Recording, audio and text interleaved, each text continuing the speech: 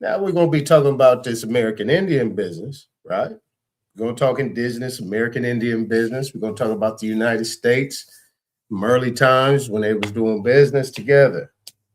The understanding of these things, That's what we're going to do. We're going to get back to business.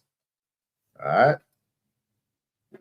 Yeah, Rich, got another call yesterday. Somebody got their return, bruh. I don't know what's going on with you, man, but somebody else just got theirs.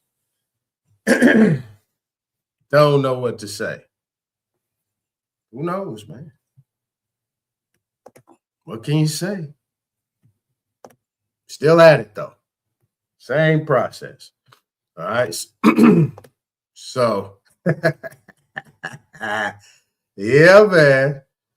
I don't know what it is, but it's something. Something, man. But, yeah, we're going to get there. We're going to get there. All right, let's get it started.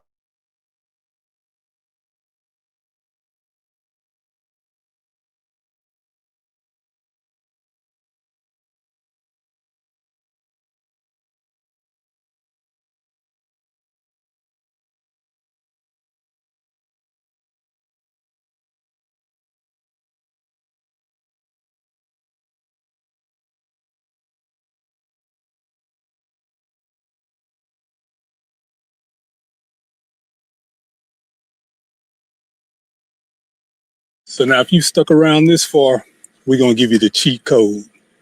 Prima canes is going to be 5, and your flora canes are going to be 3. Has 3 leaves on it. That's what's telling you that this is the flora cane. This has to come out. It's the cheat code now. It has 5 leaves on it. This is this year's growth.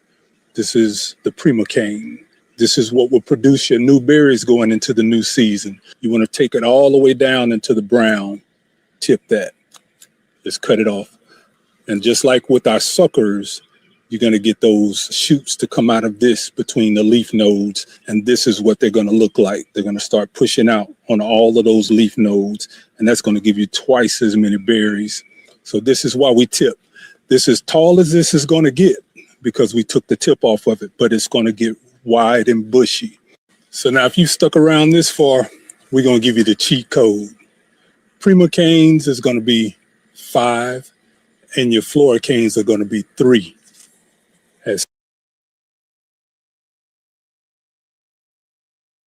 He was 22 years old. He came to work for me a little over a year ago. In 3 days, I had him cooking like he's cooking now. He's got a future if he wants it. If he wants it. He's the son I never had.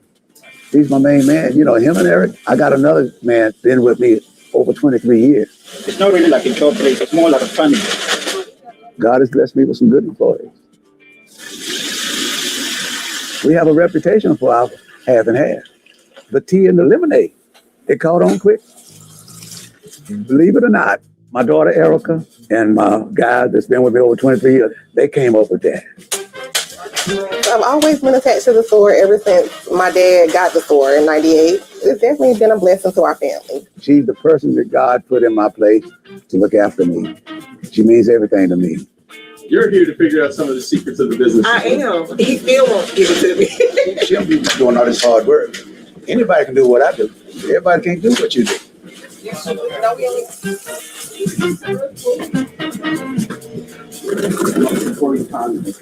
Tartar sauce. They drink it. You see how I got him set up the whole table. And when you're setting up the table, the first thing you do, you want to outline your perimeter. And then once you do that, then you do that right there. Then you put your legs on right there. And when you put your legs on, you go with your legs and the thing, and you're done. That's the table. That's the table. That was the table.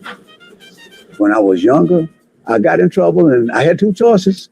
You either go into prison, you go into the military. So I decided, well, I'm bad. Wasn't nothing back then. I said, well, I'm going to go in the Marine Corps. Ain't nothing out here that I haven't been able to overcome since I came out of there with the discipline that it gave me. I thank God that I went there because it was the best thing that ever happened to me.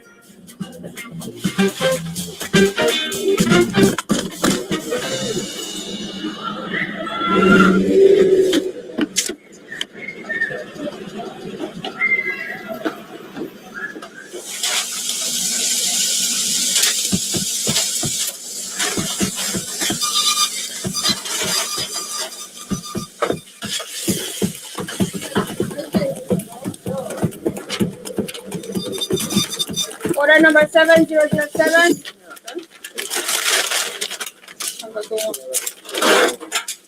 What's your number, love?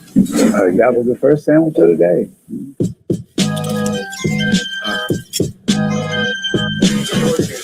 It's speaks of everything. I'm from Harlem. I travel a lot, but whenever I get a chance to come here, I'm here. I flew in today. This is my first stop.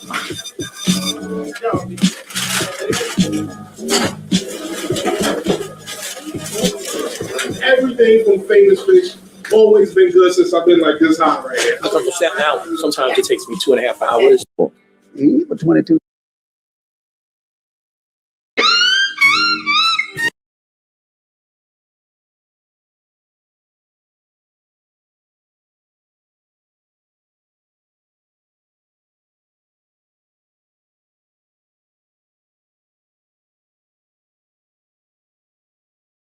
I hate to say it, and this is no disrespect, but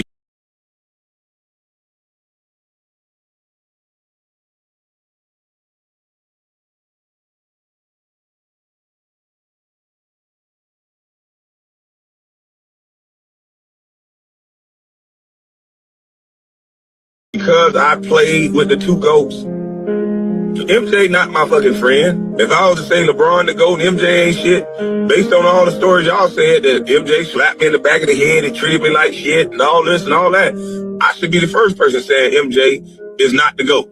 The way I think MJ would have jumped off a bridge if he'd have lost 11 games to somebody.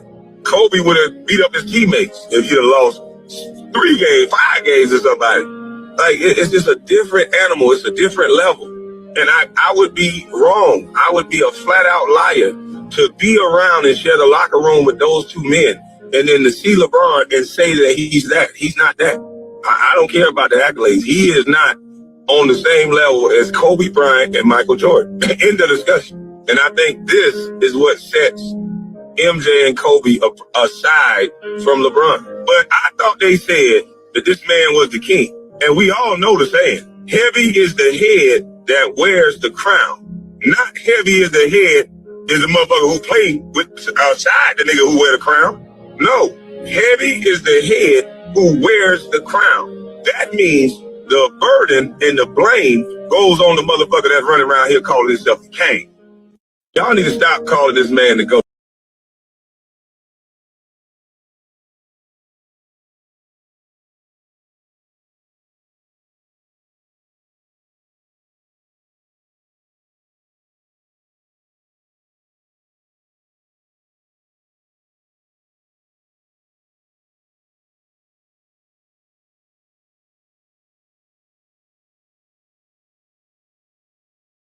Deep when you look into the tiny hats and slavery. Yes, this was left out of the history books because guess who owns the history books? Those tiny hats over here.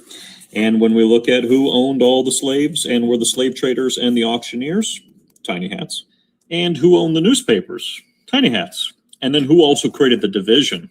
Oh, I think you're starting to understand it. And then you also find about the exploitation of the slaves and how they treated people. Obviously, they're not going to tell anybody this part. And then it also gets interesting when you find out that the tiny hats were defending that they should stay slaves. Isn't that interesting? And people would say, no, that would never happen, really. Slave dealing was an extremely profitable business. And this is where it always ties back to the Rothschilds, like I've always talked about. Even Malcolm X talked about this. People should look into this. And a Negro is not anti-Semitic when he says that the man who's exploiting him in his community is white, because it is a white man who owns all the stores. Now, is it an accident that these whites who own these stores are Jewish? If it's an accident, then the fact that he says the Jew on the corner is exploiting me isn't an anti-Semitic statement. It's just more descriptive of the man who's exploiting him.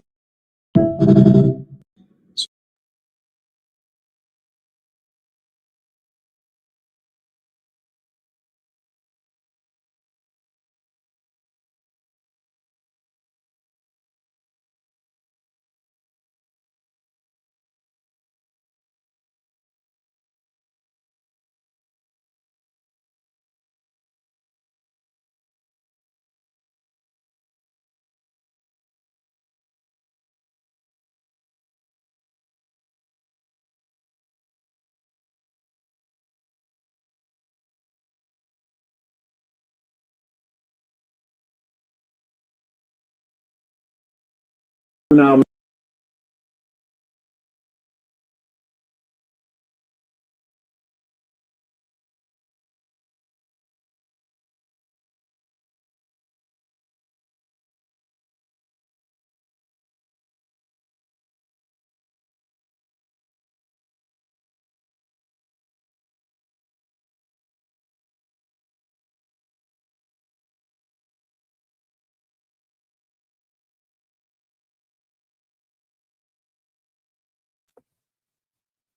Now, under the circumstances, my bad.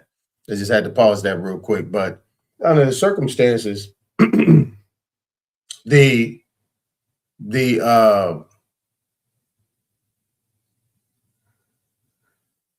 United States of America, if you look and listen to July 4th, what went on July 4th with Trump and everybody talking about, they always make it a point to talk about Revolutionary War, the Declaration of Independence. That's when their history starts here in America. That's why they make it a point to say 250 years. That's it. That's all they got is 250 years. But they owe their allegiance to the people that came before them that actually allowed them to come over here in the 20th century. So like these people that are talking that are in control of the United States government only have a 100-year, well, was it 19, 20? Give them 100 years of their beginnings over here. Nothing prior to that. Everybody that was running the United States government at that time had a swarthy background. Foreigners, of course, but was swarthy. Did you remember when I was talking about the famous forum, the things that I read yesterday? That's the thing. And you look at the guy that was playing that violin, then played it with his fingers. He was talking with that. And he called it American music. That's American music.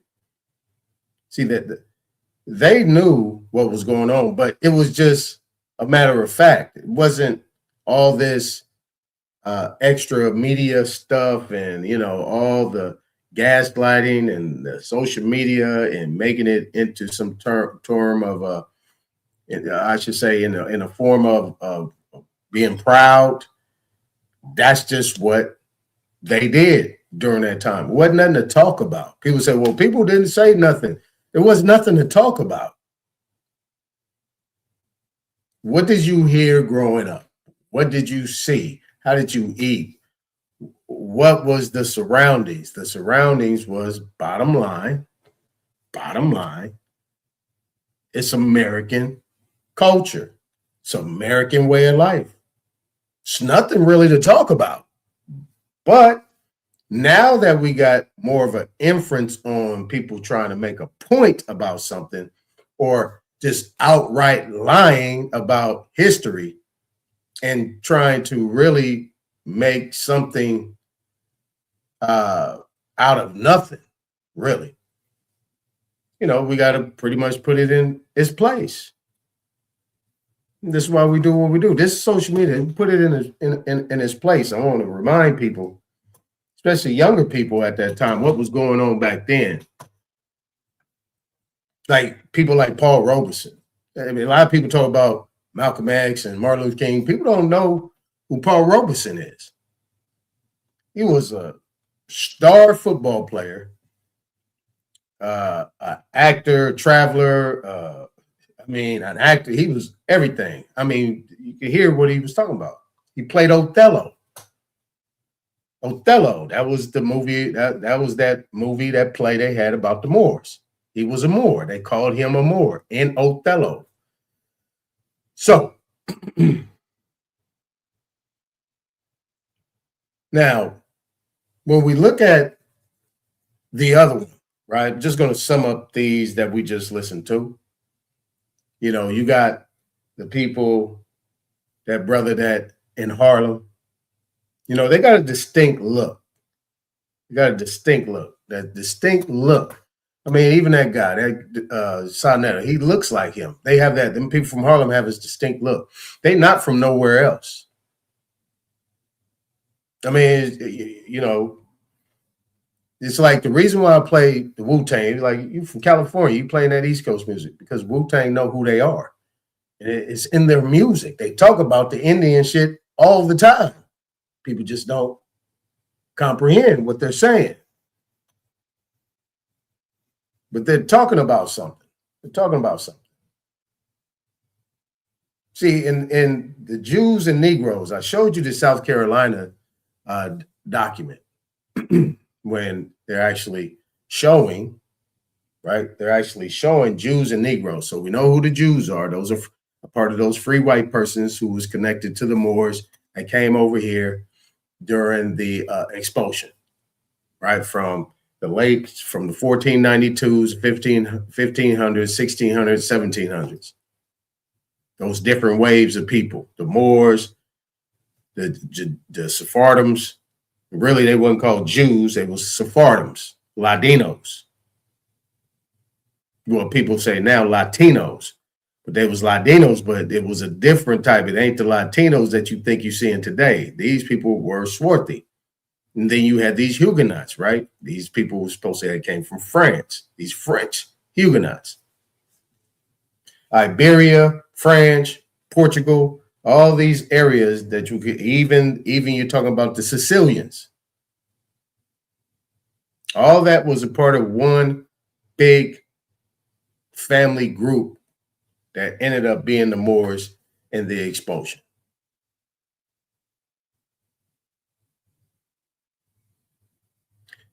So now, what this guy is saying, he's talking about right there, just as Paul Robeson said, he said, oh, you want to keep the colored people out from coming over here. You're trying to keep them out. And you want these Anglo-Saxons to come over here. Now, he's calling them Anglo-Saxons at the time, but those ancient Anglo-Saxons were swarthy. Because they're actually Anglo-Saxon Huns. These new Anglo-Saxons, what you would call a different type of group that amalgamated into what you would consider to be pale skins from this point in the 1900s, because Paul Robeson is talking right here in the 1900s. And this is when they was trying to bring all these people over. This is what the famous forum was about. Bringing all these people over here to fill up their, when you have a nonprofit, the only way you can get funding or even build your numbers of some sort or even build your militias up is you got to bring immigrants over here. You had to bring immigrants over here in America because pretty much everybody in America was swarthy, was copper color. You see? But this guy, and I played him before because he was the one that talked about Fort Mose and the Seminoles. But this guy is actually talking about all these people coming over here, and now you see who these $5 Indians are. What you call these $5 Indians. So I just wanted to bring that back, and I also want to check and make sure that I was off mute, which I wasn't. Again. But let's get back to it. Where he at? Where he at? Where he at? Let's come back. The $5 Indian is why we have so many Anglo-Saxon Europeans claiming their Indian heritage. And instead, it just took $5 to get enrolled and say you're an Indian. And just like a lot of that Indian land in Oklahoma at the time, they found oil on it. In Tulsa? Yeah. They married the Indian women, and eventually would kill off their family members and do all kinds of, just so that they would be the owner of those oil-rich land. Do you think that Tulsa, Oklahoma has a connection to Negro Fort? Is there a connection absolutely. To the Trail of Tears? Many of the Native Americans that went out west were shipped out west. They went by boats to New Orleans, then up the Mississippi to Fort Smith, Arkansas. And then they went to Indian Territory in Oklahoma. They were on a ship that went to New Orleans and went up the Mississippi River.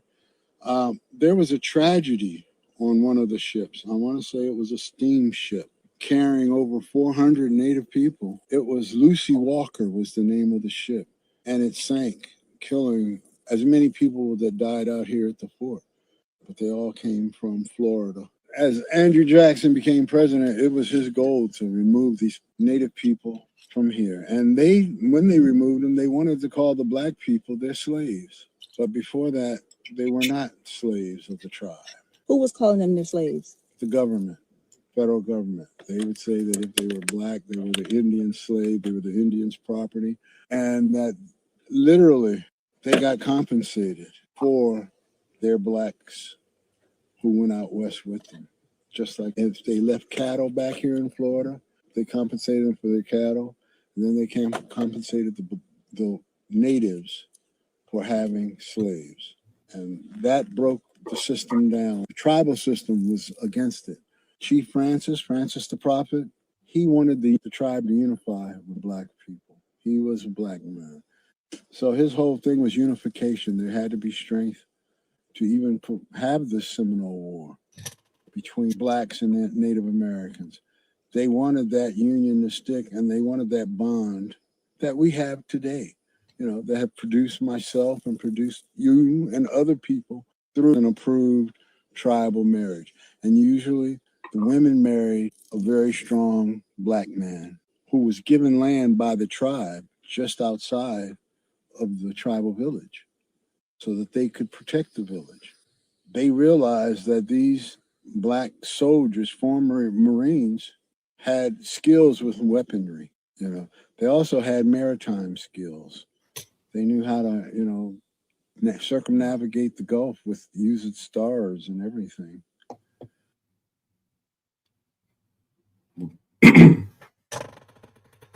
All right, now. Hey, here we go. Earlier today, we heard the beginning of the preamble to the Constitution of the United States. We the people. It's a very eloquent beginning. But when that document was completed on the 17th of September in 1787, I was not included in that we the people. I felt somehow for many What's going on, American Isms? How you doing? years that George Washington and Alexander Hamilton just left me out by mistake. But through the process of amendment, interpretation, and court decision, I have finally been included in we the people. Today, I am an inquisitor, and hyperbole would not be fictional and would not overstate the solemnness that I feel right now. My faith in the Constitution is whole, it is complete, it is total.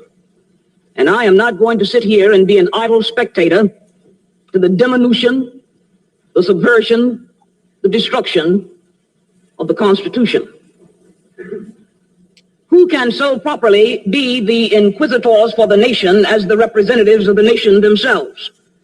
The subjects of its jurisdiction are those offenses which proceed from the misconduct of public men. And that's what we're talking about. In other words, from the abuse or violation of some public trust. It is wrong, I suggest, it is a misreading of the Constitution for any member here to assert that for a member to vote for an article of impeachment means that that member must be convinced that the president should be removed from office. The Constitution doesn't say that. Public trust. Public trust. If there's a public trust, there is a trustee. I'm going to keep reminding you. And she speaks very well, boy. I tell you, these stories about the Heba-Deba-Debas. And come on, man. Now this, I'm going to have a back and forth with this sister. I was wondering where she was going. I said, okay. I'm going to have a back and forth with her. We got to talk because she is all over the place. Try to make it make sense, though. Maybe it makes sense to you guys, not me. One talking about what's really going down. U.S. and Israel military integration? Since when? Our media is so censored that I just found out yesterday, and you probably don't even know, Israel took the president of Ireland's sister hostage and tortured her on camera a month ago. Okay, so maybe you don't know about the massive protests against the ICE. This is conspiracy theories times 1,000. Fair use. She I forgot what she said. Damn, she started off with that. All right, we're gonna keep going. Agencies that's going on in New Jersey because they're literally kidnapping and holding innocent people as hostages within their facility in inhumane conditions. A good 70% of those people don't even have a record. Why are they in there? 43 plus countries have suspended shipping goods to America.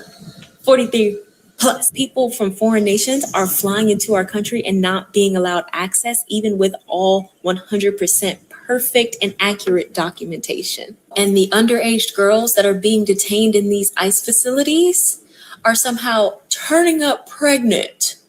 And they're going to remove them from the facilities and transport them to an island where they can receive better care. Honey, there's only one way to impregnate anything human. And let's not forget Germany, Canada, Denmark, Spain, Mexico, UK, and Finland have all issued travel warnings to the US. Basically telling their people don't take your ass over there or over here. Good. As you guys know, there has been a diminishing of tourism. See, that's how they were sneaking up over here as tourists. It's Asians. You know what I'm saying? Everybody else falling up over here as tourists and, you know, hiding. Now, if they say don't come over here, that don't come over here don't mean that it's a bad thing. It's a good thing, actually. You should be all right with that. Now, for her to be so worried about these other places, I don't know. I think she was just looking for something to talk about, I guess, and seeing if it was going to stick. These used to be political allies. We're in the dark. And they're not no more. You know why? Because they've been milking. They've been milking the United States government on the American people tax money. You know who'll be paying for that? People like you, sister. You think these pale skins is paying that? When the last time you got a refund? We're in the dark. America is the back rooms. It's the back rooms. This is Schitt's Creek, and we're up it. Why is no one talking about what's... Man, I tell you. See, that whole conversation, the only reason why I played her is because everything she talked about is irrelevant to the copper-colored people. Really going down. Exactly. What's really going down? Well, you cute. I'll give you that. Shout out to the brother that got you. Understand the meaning of the writing on the stone. They thought it was Cherokee since it came from Cherokee country. They didn't realize that it's actually Hebrew. They had published this originally upside down. They threw it in a box at the bottom of the Smithsonian, put it in the basement. Many years later, a scholar took it out of the box, looked at it, and went, oh my gosh, it's upside down. It's Phoenician, ancient Hebrew. Check. Phoenician, ancient Hebrew. I know a lot of people say, well, the Canaanites and the Hebrews ain't the same people. Like I said yesterday, they're related. So you think they coming out the same family and they are not speaking the same language and writing the same script, same values, same principles, same lessons? This is what I'm saying. A lot of people confuse the fact based on this new reconstruction of information. Remember, the United States of America supposedly was started after the Revolutionary War. 200, they saying 250 years, right? Prior to 250 years, 1789, they want to say 1776. 1789 and 1790 is when you get your first federal census. It was a change. It was a reorganization because prior to that, 100 years prior to that, you had what? Continental Congress. Prior to that, another 200 years, close to 200 years, you had colonies and companies coming over here, people working, i.e. the Moors, the Huguenots, and the Sephardims. The Moorish Empire satellite offices that was over there. Now, if per se, this is actually real, and he is saying that this was found in Ohio, right? Let's do the play on words. Ohio. Ohio. That has some Hebrew type of connotations in there. So, if this is Phoenician, then guess where the Phoenicians were or have been? That's right. America, Jack. So what's going on here? I don't know. What's going on? What's going on? What's going on, Bob? What is that about? Where is that history? I'll show you in a few minutes, and we're going to have a conversation. I'm going to show you some more things that the Smithsonian science, government, commerce colluded to erase. By the way, I want to thank the directors of the documentary Lost Civilizations of North America for... Wait. What did he say? What did he say? Colluded government... What did he say? Some more things that the Smithsonian science, government, commerce colluded to erase.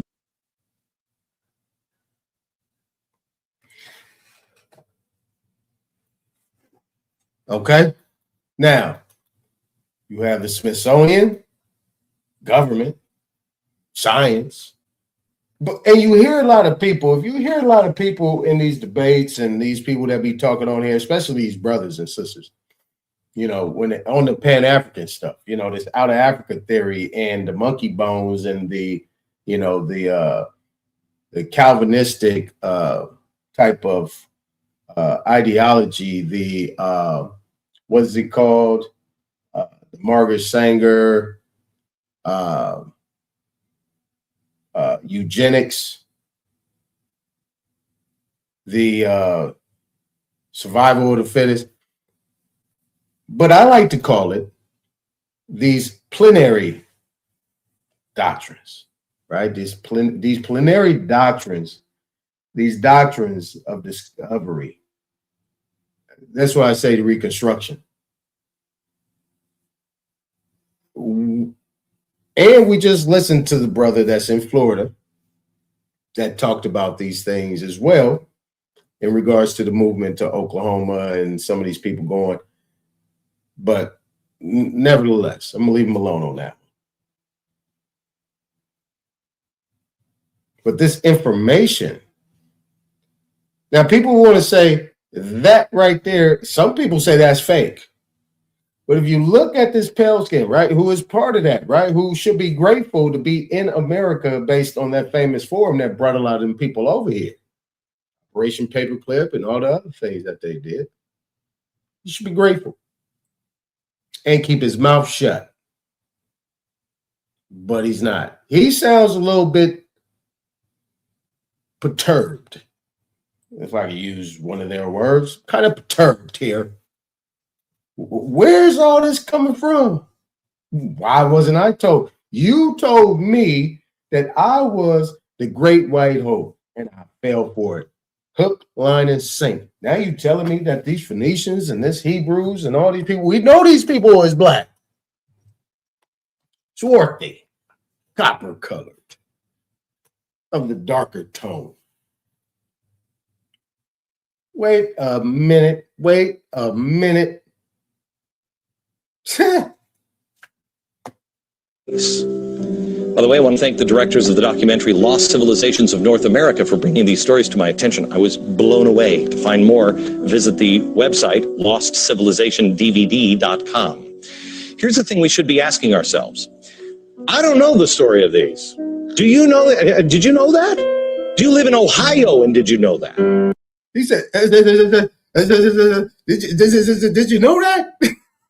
Now you know. That's how you know he's serious. He ain't playing. Did you know that? Why not? Were the American Indians wronged? Yes. Yes. And that's what we focus on in America, is we were bad to the American Indians. Forget about it. It's in the past. The question should be the ones that the founders asked. Who are they? What knowledge do they have? Can you imagine the difference we would have now if we would put our differences aside and put our past in the past and concentrate on today? How about that? How about that? Boy, he on his soapbox. He on his soapbox. He getting it in. This has been the problem in the present day, that these people are nervous now because they can't do anything else but continue the lie. They got to continue to lie. They got to continue to lie. That issue with Carmelo Anthony and all that stuff, and that issue with the other brother that got smoked by that chain. And then you have the situation with the Supreme Court and that naturalization thing, and Justice Thomas went nutty on them.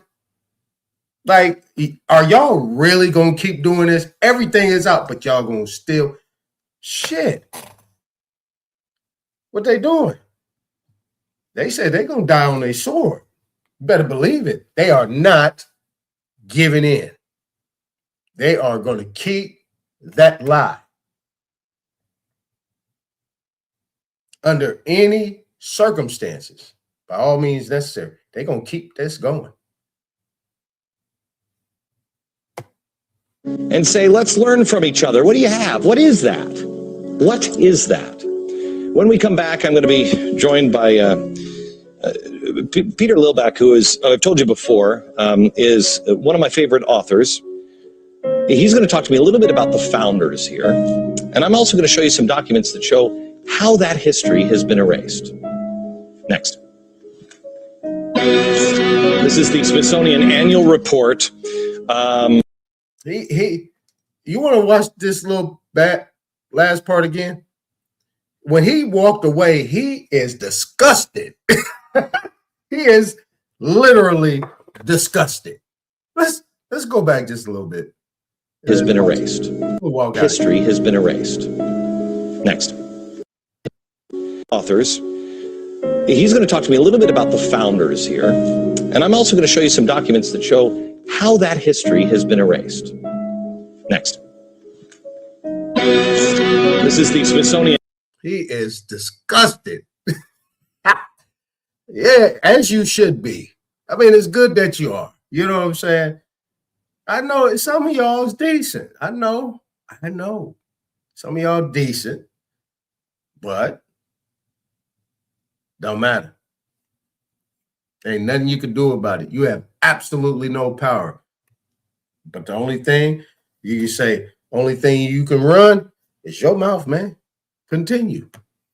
An annual report, 1882, 1883. This is John Wesley Howell. This is an original copy. John Wesley Howell in 1789. Again, Powell. This is the director of the Bureau of Ethnology at the Smithsonian Institute, he said this. Artifacts found prior to Christopher Columbus's arrival would be considered illegitimate by the Smithsonian. Only the savage Indian culture would be observed, and this created the artificial barrier to science. Only the savage. Science was colluding with government because of commerce, and religion was involved. Now, why do I tell you all this stuff? Not because I'm an Indian expert or anything else. You got to do your own homework. I just found out about this stuff. I'm amazed by it. I don't know what the answer is on this. Smithsonian didn't understand. Hold on, man. Let me let that resonate for a second. Let me check and see who just got in the building. All right, Engine Radio, what's going on, brother? What's happening? D Cobb, what it do, brother? Yeah, business. What's happening? Yeah, what's going on, Rich? Yeah, and everybody else, Max V, what's going on, brother? Hey, look, anybody else that's there listening, hey, typed in the chat or anything, make sure that you just post this on your page. Whether you got a page or not, you got a page. If you got a Gmail, you got a page. You can just share and just say create post or whatever, and hit the thumbs and let's move forward. But look, check it out. What up, Chief I Am? Check it out. See, I told you I got that white boy kryptonite for you. I got that white boy kryptonite for all y'all that be trying to say, oh, that's fake. That's fake. Man, let me tell you something. I have decided to make sure I do a segment. This is the start. Now, I'm going to let you know about the Hebrews up here in America. I'm going to let you know that. Now, you can close your eyes, close your mouth, close your ears. You know that? Hear no evil, see no evil, speak no evil. You can do that all day long. But guess what? I'm going to throw it in your face. How about that? Let's continue. No need to harp. No need to harp. There you go.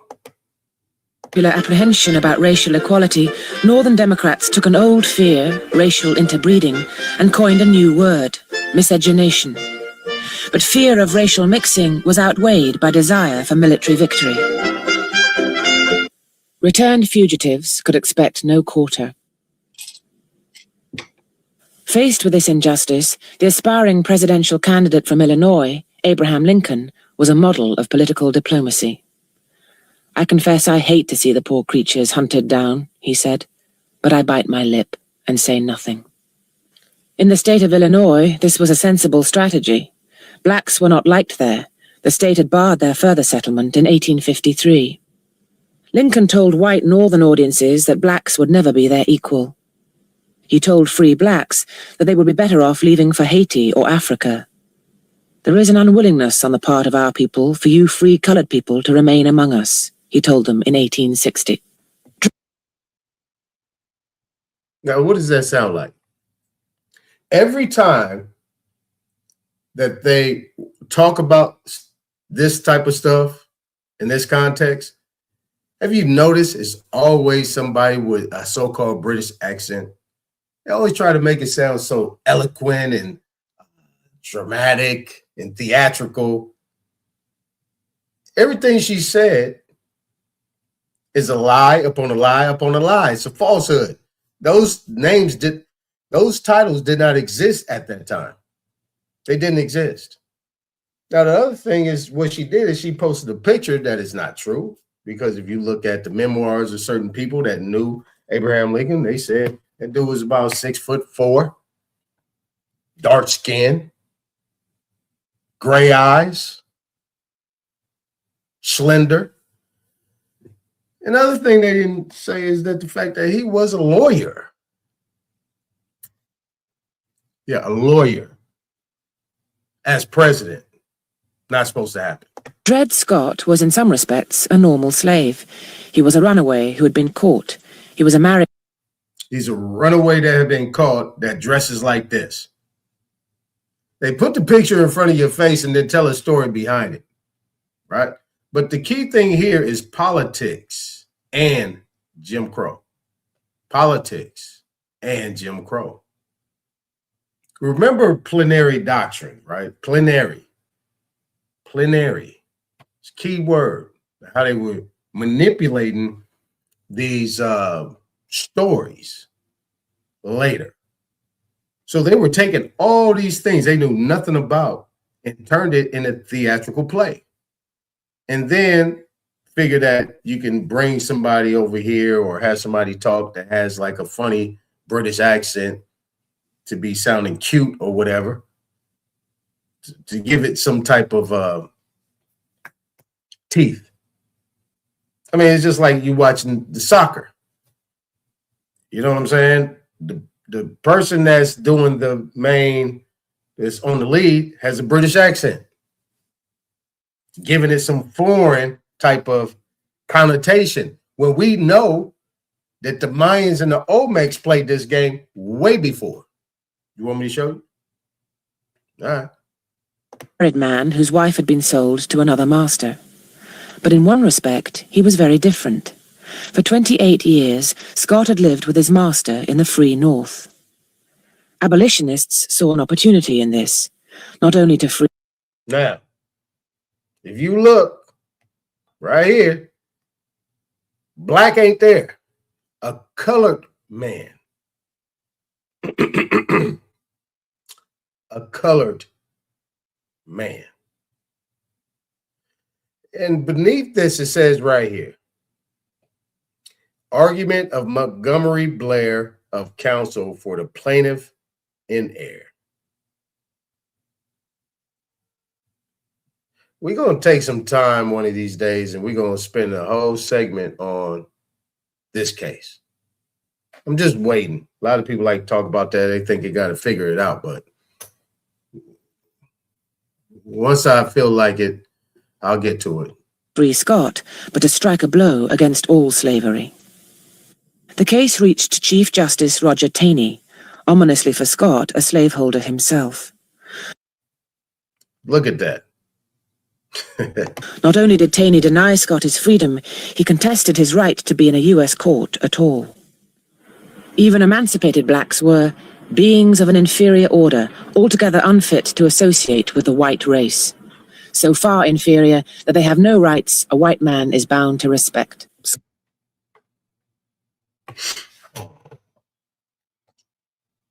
Hey, you look at this guy right here. I ain't even gonna comment on that. Y'all know better. Y'all know better. There ain't no need to even give that any attention. But look, hair good, brother look cool, got a bow tie on. You know, bow ties is very important. Dress good, look good, but he's a slave. It doesn't match. This is what I'm saying. It does not match roots. Don't match it. It's enough of that. Chickasaws, the Choctaws, the Creeks, the Cherokees. They were forcibly dispossessed. Now, clearly, there were many, many forces and attitudes to explain why the banishment of the Indian from his own lands was inevitable.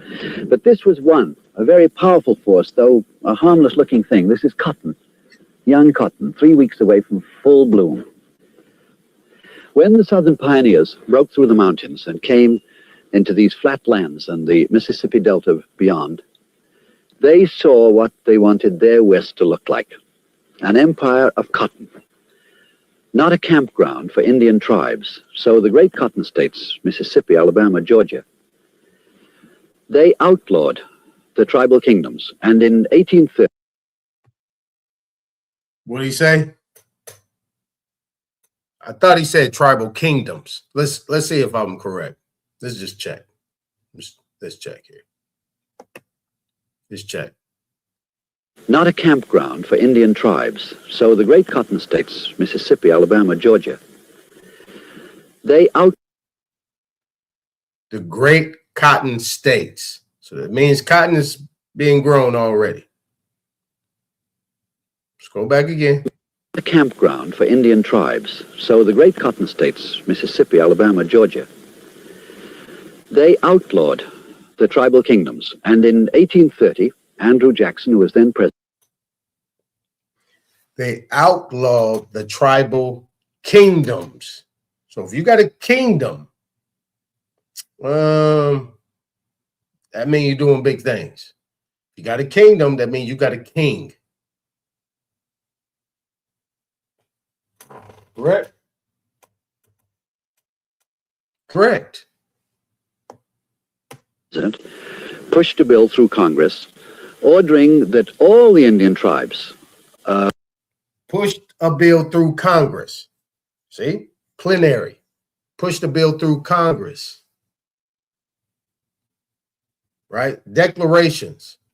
Executive orders of some sort. Is it actually law? Is it lawful to do that? Can't be. Article 1, Section 2, Clause 3. If you're going to do those type of things, that's an act of war. And you must declare war. And you have a nation that's right here that needs to be notified because you have treaties with these people. You're waging war against another nation you have treaties with. Make that make sense. This is why I know this thing was done in a plenary type of act on paper. So they had to quietly be able to do the things that they wanted to do in order to usurp the people out of there. Now, this is the 1830s. Now, 1830s, you're talking about 1776. You're only talking about what, 50-something years? The United States of America has only been present of any sort for 50-something years. If you're talking 1776, but really it's 1789. 1789, 1790, you have first federal census, as they say. So you're talking about what? 1830, you're talking about 41 years. So you're talking about a new corporation that comes in called the United States of America.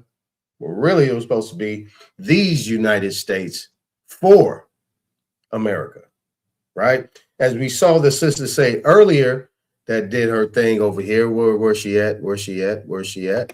Well, she said right here, she talking about the public trust. There is a public trust.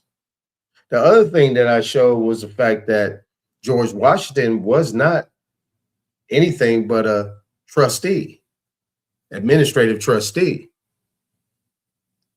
Now, we do know if this is 41 years, we're talking about 1789, where did all these swarthy Huguenots, Sephardims, and Moors go? You telling me that these people were the ones that was in power? This Andrew Jackson? Anybody in the chat, do you know any white boy named Jackson? And if you do, what is the ratio to black people with the last name Jackson? More importantly, with the first name Andrew. You want to do a ratio? We can do a ratio on that. So, this is why I did American history. So we can know who actually was coming up in there. Now we know that these people that was descendants of Phoenicians that go way back. So now we know about the Mayans and the connections with Queen Mu, that book, and all the other things that's happening going on. Suspect. But whatever farmers, hunters, whether they were hostile, peaceable, to be removed west to the west of the Mississippi. Well, they started to pad away, the Choctaws, the Creeks, the Chickasaws.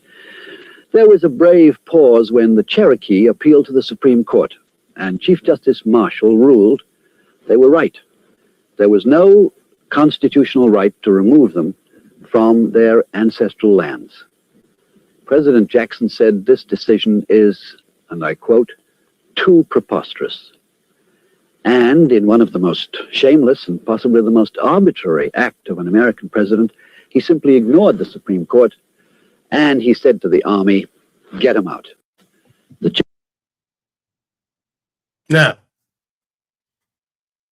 Now we know we just listened to this brother right here. There you go. Did I take him out? Now we just listened to him. Now he just said that so-called people coming over into Oklahoma, even there's been plenty of conversation about that too as well, is that these people left voluntarily and they got paid and they still own the land. That's where the public trust comes in. The public trust is based off treaty. Public trust is based off the treaty. So under the circumstances, right, we have, I think, a kind of like a misunderstanding of the relationship of the United States. The United States is getting all this power, but everything that they're doing is operating under trust. They have no authority outside. So if they have no authority and they was never given authority, then what are they doing? Is this what you call a silent war or something that it can't be anything else? Can't be anything else. I mean, this guy right here, let me go find him. To explain why. This guy right here just called it a kingdom. He said tribal kingdoms, S with an S, plural. That means multiple kingdoms. So he talked about those three places: Alabama, Mississippi, Georgia. Tribal kingdoms. What happened? Just saying. All right, check this out. Descendant of Choctaw slaves, as well as Pocasset Wampanoag as well. In my research, in trying to reconnect with the heritage of my family, I'm the descendant of Choctaw slaves, as well as Pocasset Wampanoag as well. In my research, in trying to, I'm the descendant of Choctaw slaves, as well. Now, remember, this is present time. So the misunderstanding of a slave is not what you would consider to be a slave to be back then. Right? At this point in time, well, let me say it like this. What he's calling a slave and it's not roots. It's not root slave. It's the fact that you ended up getting taxed on your land and there was an encumbrance and a trespass on your land by some plenary action. And eventually, through some type of chicanery, you ended up being taxed on your land and then now being subject to the United States of America. That means you're going to be taxed on your crops and everything that you do, and you're going to be counted. That is slavery. Because that's all the United States of America was.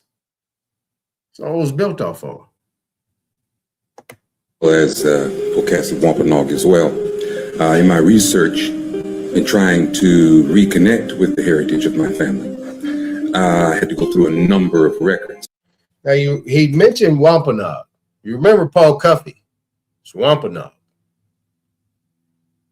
His mother was a Wampanoag. He was Shinnecock. He married a Pequot. They all up there in the Northeast, all of them right there. See what I'm saying?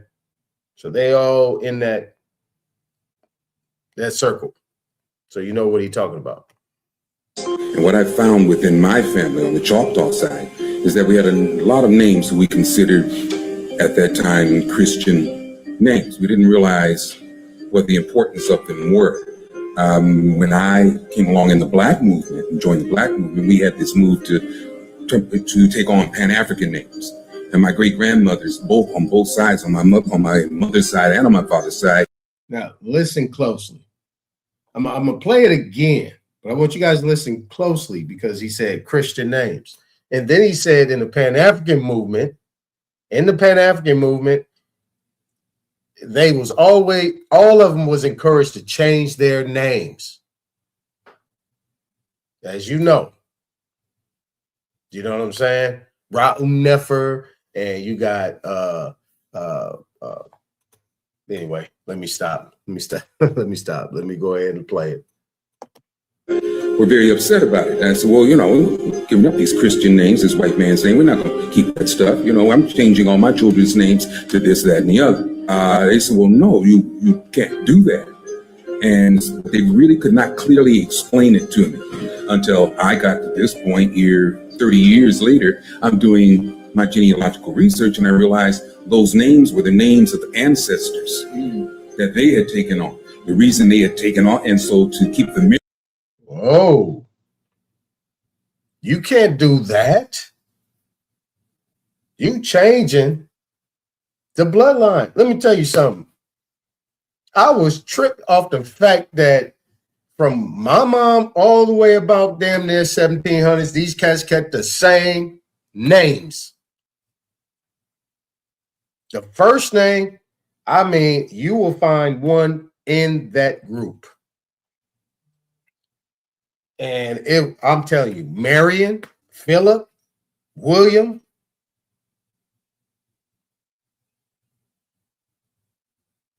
Mary, Alice, all these different names, man. I mean, all the way back.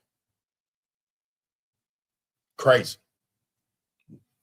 This is why I'm playing it, because I know exactly what he's talking about. All these names are the same. And the reason why they kept them the same, this is why. I was wondering why they did it. This is why they did it. Jeez. Many of those ancestors, like Annie or Mariah or Glenn, they named children down the line those very same names, and that's how we were able to trace back who we actually were. The reason the names were changed is because I think what's missing here is the fact that, as opposed to the African slaves, the Native Americans had bounties on their heads. We were cash cows for the... You see? He said the Native Americans had bounties on their heads. And then he says, we were cash cows. Money. I mean, we was doing pretty good. See what I'm saying? I'm pausing it so you can catch it, these key things in what he's saying. So you don't get caught, lost in that little loop of what he's talking about, because he's breaking it down, but he's just kind of flowing with his conversation, so we wouldn't know what he's talking about. But yeah, he said that. Not saying y'all can't comprehend what he's saying, but I gotta make sure that you do. Settlers for the invaders here. So hence the name Redskins. Those Redskins had bounty on those skins. So as a survival technique, we had to change our names. Understood. We had to blend in. Sure. And then came along the census takers who took us from Indian to Negro, and from Negro to mulatto, and now Black and African American, to wipe out the very memory of us being here, so that there's no claim to the land by our people. Oh, I'm the descendant. All right. All right. I'm gonna play it again. I'm gonna let it flow. Yeah, you got to hear this twice, maybe 3 times. Of Choctaw slaves, as well as Pocasset Wampanoag as well. In my research in trying to reconnect with the heritage of my family, I had to go through a number of records. And what I found within my family on the Choctaw side is that we had a lot of names we considered at that time Christian names. We didn't realize what the importance of them were. When I came along in the Black movement and joined the Black movement, we had this move to take on Pan-African names. And my great-grandmothers, on both sides, on my mother's side and on my father's side, were very upset about it. And I said, well, giving up these Christian names, this white man saying, we're not going to keep that stuff. I'm changing all my children's names to this, that, and the other. They said, well, no, you can't do that. But they really could not clearly explain it to me until I got to this point here 30 years later, I'm doing my genealogical research, and I realized those names were the names of the ancestors that they had taken on. The reason they had taken on, and so to keep the memory of those ancestors, like Annie or Mariah or Glenn, they named children down the line those very same names, and that's how we were able to trace back who we actually were. The reason the names were changed is because I think what's missing here is the fact that, as opposed to the African slaves, the Native Americans had bounties on their heads. We were cash cows for the settlers, for the invaders here. So hence the name Redskins. Those Redskins had bounty on those skins. So as a survival technique, we had to change our names. Understood. We had to blend in. Sure. And then came along the census takers who took us from Indian to Negro, and from Negro to mulatto, and now Black and African American, to wipe out the very memory of us being here so that there's no claim to the land by our people. I'm the descendant.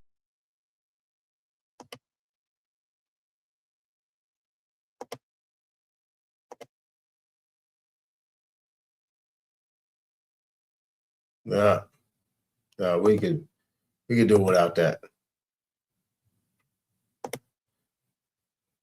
All right. Says, in all cases in which a state shall be party, the Supreme Court shall have original jurisdiction. Now, this is something that's been forgotten. The state cannot hear a case in which the state itself is the party making the claim. This is a conflict of interest and one the founding fathers provided a safeguard against in Article 3, Section 2, Clause 2 of the Federal Constitution. This man breaks down the reasoning, and I've published a video explaining how to use this defense on my page. Be sure to check it out. State can't be named a party, because if a state is named a party, according to Article 3, read it. Article 3, Section 2 says, in all cases in which a state shall be party, the Supreme Court shall have original jurisdiction. Now, this is something that's been forgotten. It's been forgotten for almost 160 years. I believe that the last time original jurisdiction was invoked at the United States Supreme Court was back around 1890, because we've forgotten about it. But in the Constitution, under Article 3, it identifies two different instances in which the United States Supreme Court has original jurisdiction, not appellate, original. And that is one, anytime that a foreign dignitary is named a party, or two, anytime that a state is named a party. Okay, so we're all very familiar with the United States Supreme Court's appellate jurisdiction because we invoke that every single day, right? We believe that that's a court of last resort. We don't believe or understand that it's a court of first resort if a state is a party in cause. If you want to understand the original intent, and remember, we have an originalist, textualist court on us, right? Like this is the time for this to come forward because the majority of the people on the court supposedly believe in the original intent of the Constitution. But if you want to know why the founders, the framers of the Constitution wrote the things that they wrote in it, we would typically go to the Federalist Papers, right? In fact, Justice Gorsuch says that James Madison is the person that provides all authority to the Constitution. He's the father of the Constitution. So if we want to know why Article 3, Section 2 says in all cases in which a state shall be party, the Supreme Court shall have original jurisdiction, let's see what James Madison had to say. All right. Let's rest on that for a second. Now, why am I playing this again? Because what I'm going to start doing is I'm going to start narrowing some of this stuff down. So we're going to be looking at some of the same things. Because eventually we're going to have to get down to the nuts and bolts and not just jump around. But, you know, I'm just looking at stuff that I know is going to be important, and we can run it right down the line because there's a lot of avenues that need to be covered, right? Four corners. So there's a lot of claims that need to be made and causes of action that run within that. Based on, you know, any type of repair and restore regarding American people. So what we're going to do going forward is not do the things I did prior, right? But, you know, somebody had to take those chances just to go explore these jurisdictions, get to this point. So once we move forward in any type of, you know, services that need to be done, we know exactly where to go, right to the source, not jump around and waste time. We go right to the source. We go right to where it needs to be based on what we find out through discovery. And discovery meaning administrative procedures, meaning, you know, giving notice of what is going on. Can you provide ABC, XYZ? That's what we're doing right now. We want to make sure that we're not wasting time, that we go right to the source, the venue, the jurisdiction of where it is. We know that it's competent to hear it. Okay? Say about it. Because he wrote in the Federalist, Circular number 10, what he said is he said no man is allowed to be judged in his own cause because his interest would no doubt bias his judgment and not improbably corrupt his integrity. With equal, nay, with greater reason, a body of men are unfit to be both judge and party at the same time. So what James Madison was pointing at, this is actually the earliest known reference to the modern day concept of conflict of interest. All right, that's enough of that. Enough of that. I got some stuff I'm going to provide, but we got to do this before we get into it. Shout out to the coach. GD from incarceration. I can go right now and say I want to advocate in the adult system. They're going to try to put me through a volunteer system. They're going to try to put me through the chaplains department, and they're going to try to get all of my expertise and my skill sets for free, right? Or they're going to offer me a position, you know, that doesn't fit my level of expertise and say I should be happy and content with it because I've been incarcerated, right? And even when you try to do better, you try to pay it forward, you try to return, they make it very hard. And, you know, I was incarcerated from 2005 to 2015. I'm still dealing with that. And as somebody that's a grant writer, wrote millions in grants, policy, legislative action, you name it, all across the board, I've done it. And they still want to try to minimize you and minimize your efforts. And I think we need to have more coaches instead of referees. Referees looking for penalties to take you out the game.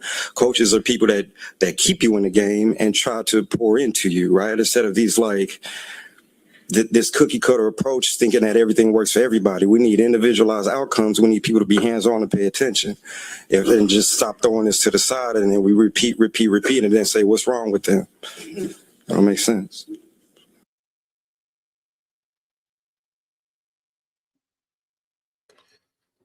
All right.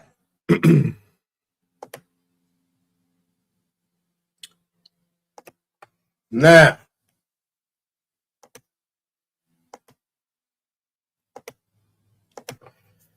all right, so what we're going to do here is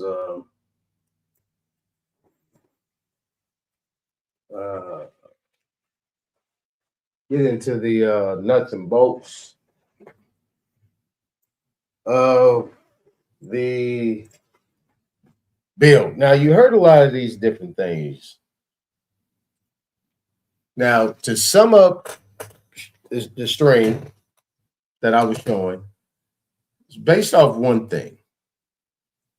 The one thing is that there is multifaceted effort to what's going on, old dude? Darvis, what's going on, brother? What's happening?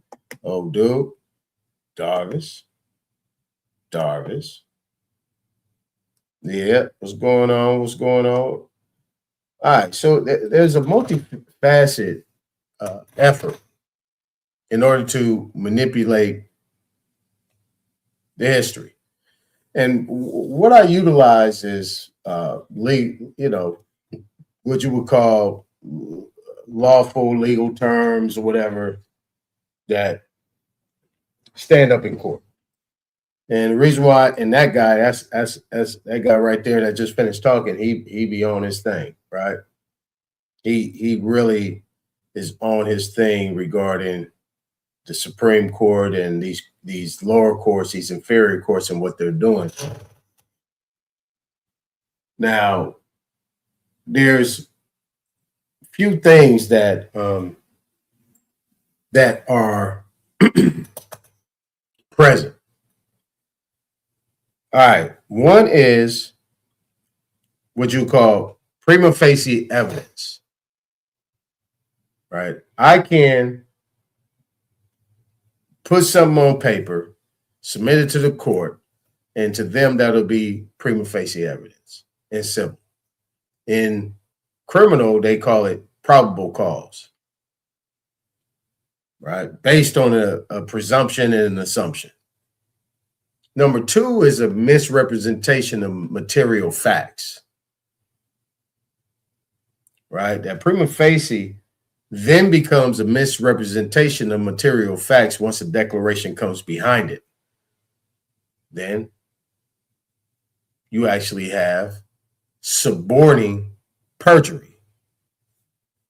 So let's say there's a case being brought and there's no declaration or affidavit by a party with firsthand knowledge that actually is for that plaintiff or that petitioner or that claimant that is bringing some form of complaint, claim, or whatever. Right? But then it's the attorney that does it. Is actually saying that. Or what you guys ever heard of the term investigative reporting, where that reporting agency, that media, that news channel, whatever, that brings out all that information and says all these things, and then it makes it and then they form it into the part of the public opinion, and then hide behind the First Amendment as well. That's how everything started with Carmelo Anthony. So suborning perjury, right? That's SUBORNING. So that's encouraging someone to lie. If you put them on a stand and you use them under circumstances, that's suborning perjury. Now, if you get a declaration by an attorney in any type of proceedings or any other type of public official, whoever that might be, that is considered to be perjury. False reporting, and a violation of morals and ethics. So, for instance, you got a judge, just like this guy was saying. You got attorneys. Obviously, they wasn't there, so how can they bring a declaration? How can they even speak?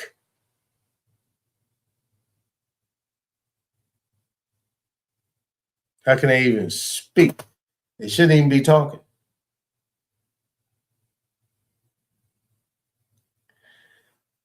So I just want to kind of bring a lot of this stuff into some clarity regarding what we saw. People think that just because the one guy that showed that little, that little piece that had that, what he called Phoenician Hebrew writing, a small thing, that's nothing. What do you mean it's nothing? You guys have put millions and billions of dollars into Egyptology, archaeology, and you actually made the Phoenicians, the Egyptians, and everybody originate in a place that they don't even originate in. And you left out the fact that there's artifacts here and there's evidence here that probably might prove that America is older than anywhere else in the world in regards to civilization. We're just saying civilization. That means everything that civilization brings.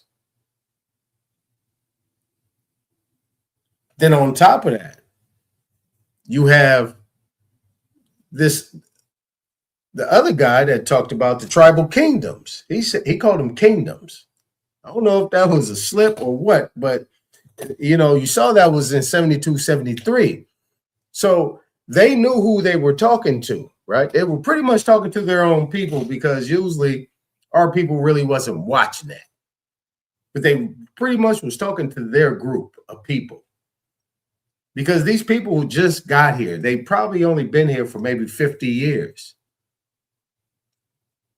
That's just one generation. Then you have babies that's growing up in that 50 years. We're talking about the 20s, from the 20s. You get over here in the 20s, you got people like that. And mostly those people that came over here as elders pretty much probably lived another 20 years just to work or just be able to survive. They weren't worried about nothing, could barely understand or speak the language. And then the next generation is one that came up in that and was getting that information. But that's not important. That there was tribal kingdoms here prior to the United States. That's not important. There was tribal kingdoms here when they got over here and they was moving around. Of course they knew. It was treaties that was already set up. Of course they knew. They want to figure out how to get into the interior, because they knew that they was doing business. You got the Treaty of New York. You got all these different treaties on the trade where they set up posts for them to come over here with their little trucks or whatever they was doing and pick up the commodities and go move them.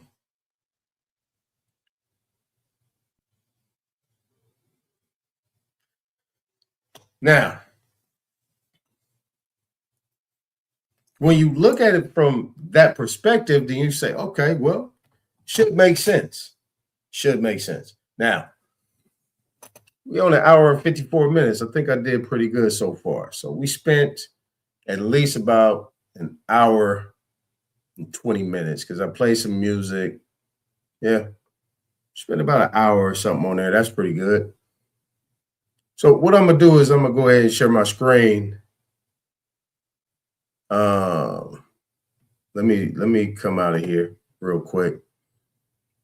Let me pull up a couple things here. Go to here. Let me go ahead and just play a little elevator music real quick. I'm gonna play it low though. I'll play it low. Then I want to bring a couple things up.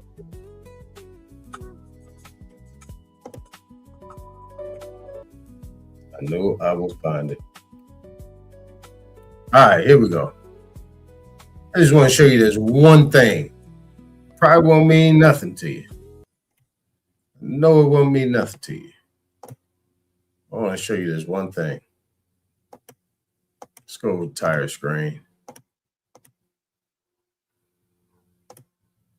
All right.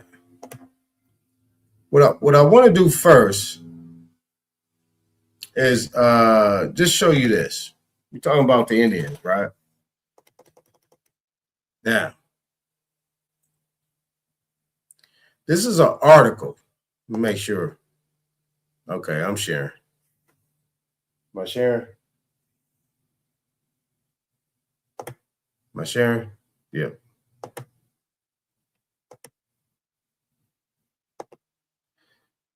I gotta make sure I'm sharing. I don't want to keep doing that crazy stuff. I gotta. All right, I'm sharing. All right, I'm sharing. All right, cool. What I want you to see right here is this right here. This is a journal article. This is JSTOR, JSTOR. I don't know if anybody is familiar with that. you go right here. This is Michigan Law Review, right? This is 1939. All right. Oh, yeah. My bad. Time for me to cam up, huh? This is 1939. I can't even find my dang old glasses. My glasses. And this is 1939. There we go. All right. You guys understand what special banks and banking, special deposits. Agreement between depositor and bank. All right. So, all right, what does it say? This is just a little portion of it. So you see right here, got plaintiffs' checks, commercial banks, bank liabilities, bank assets, trust, state banks, Federal Reserve Bank, uniform laws. All right, roll with me. Okay, so it says when the operator has set up placards advertising the merits of his service, let's do this closely. False advertising. Okay, when the operator has set up placards advertising the merits of his service, such as the care with which he will treat the automobiles left on his lot, the opportunity will seem to be especially ripe to present this theory to the court. Okay, banks and banking, trust, special deposits, agreement between depositor and bank. Now, as I'm reading this, picture everything you do every day. When I say every day, every situation, think about it like this. You're the depositor and they're the bank. I don't care who it is. This is 1939. This is what? 5 years after the New Deal? People like say, oh yeah, Federal Reserve. No, the New Deal. The New Deal. All right. Now, it says during a period of widespread bank failures in 1939, plaintiff corporation ceased depositing its funds with the defendant bank. To maintain the public's impression that the plaintiff was a regular customer of the bank, an agreement was entered into by the bank and the plaintiff whereby the bank was appointed agent. Let me say that again. To maintain the public's impression that the plaintiff was a regular customer of the bank, an agreement was entered into by the bank and the plaintiff whereby the bank was appointed agent of the plaintiff to collect and remit promptly money due plaintiff. Remember this word, remit.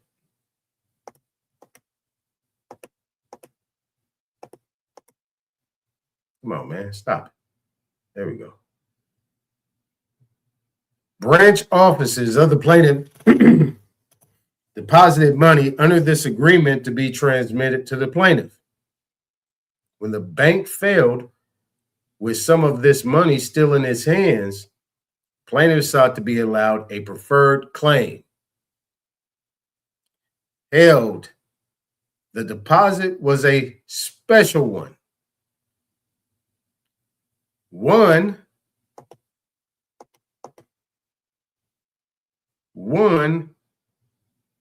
and a preferred claim should be allowed. Right?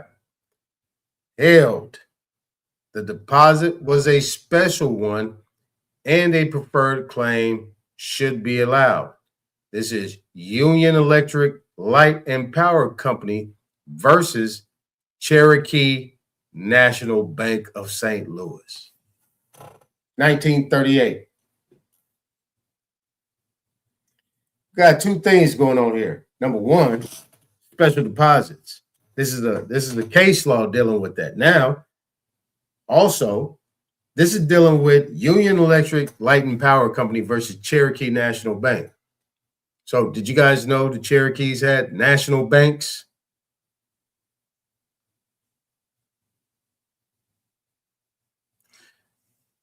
See, this is what we're talking about, the information. The information is being selectively used. I mean, across the board to me.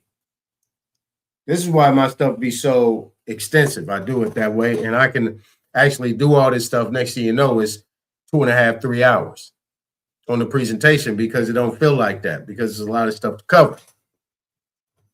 But you right here, you have the Cherokee National Bank. Now, let's get into the deposits. Deposits in a bank are usually classified as general deposits. That's pretty much what all of you guys have is a general deposit account. Right? Okay. But there's other deposit accounts, right? You got special deposits and deposits for a specific purpose. The distinction becomes important most commonly where a depositor is seeking preference over other claimants.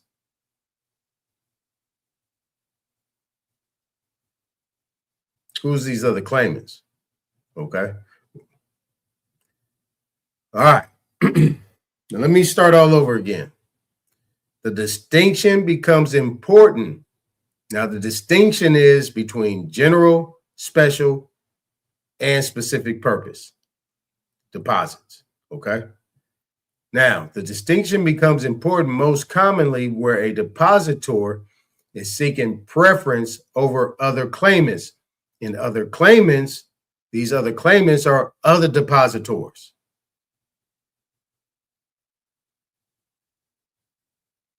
Okay. Now, other claimants of an insolvent bank. Now, why are they calling that bank insolvent? If you're insolvent, that means that you have more liabilities than you have assets. If you're insolvent. If you're solvent, that means you have no liabilities. But if you're insolvent, that means you have a lot more liabilities than you have assets. Right? So there you go. Solvent, assets only. No liabilities. Insolvent, liabilities more than assets. Even if you have assets. This is where the depositor comes into place because the depositor is bringing them the asset. This is what I'm saying about the United States. I'm bringing it to this bank. The bank can't function if nobody's making any deposits.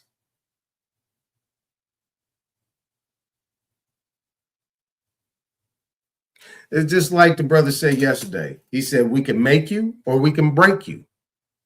So the bottom line, if people pull all their money out of banks, if you know that this bank is discriminating, you just give notice and say, hey, this is a racist bank. They're not doing anything, not providing any of the necessary things. They're not doing their fiduciary duty. You should all pull your money out of those accounts. Pull them out. All right. Now let's move forward. The general deposit. Now, this is going to be a breakdown on what these deposits mean. All right. And how the bank approaches them. The general deposit is given no preference, while the other two classes ordinarily are. A general deposit results from the ordinary depositor-bank relationship. Ownership of and control over the deposited money passes to the bank. Ownership of and control. When you have these regular general deposit accounts, the bank assumes ownership and control.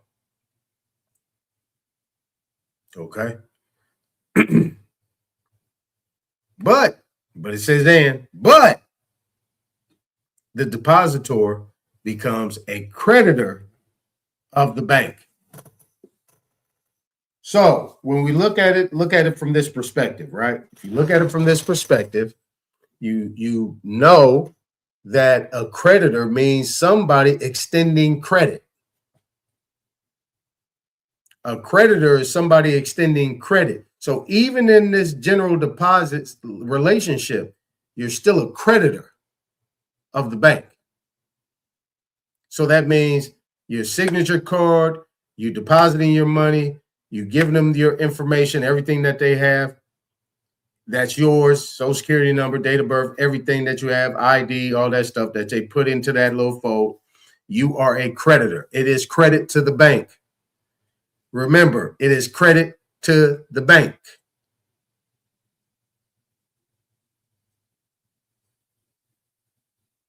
But just know that the bank then has ownership and control of those deposits. And your general deposit account is given no preference over anything else. It's at the bottom. But at least you know that you are a creditor. All right. So just take that. So within that is tax, it's taxable event. All right. That's another conversation. All right. Now, next, a special deposit. Right? A special deposit is one in which the money is deposited on the understanding that the identical money is to be returned to the depositor.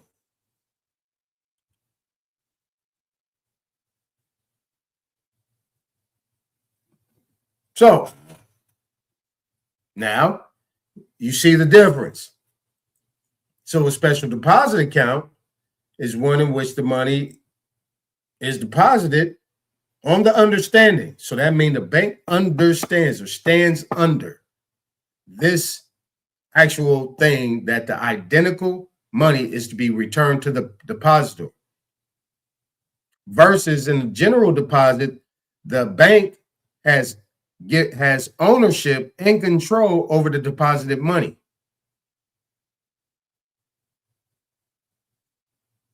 Special deposit, you stay owner and full control. General deposit, the bank has ownership and full control. Okay?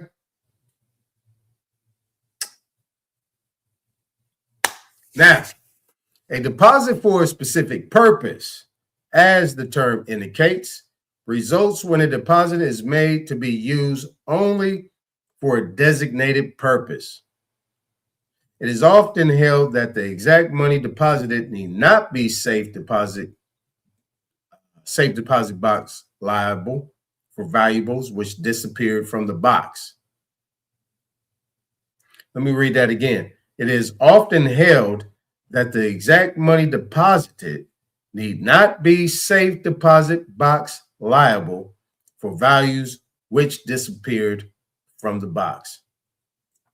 It was said that a contract to keep the contents safely arose out of the nature of the transaction.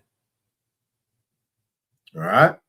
L, bailments, and carriers. This is 1896, y'all.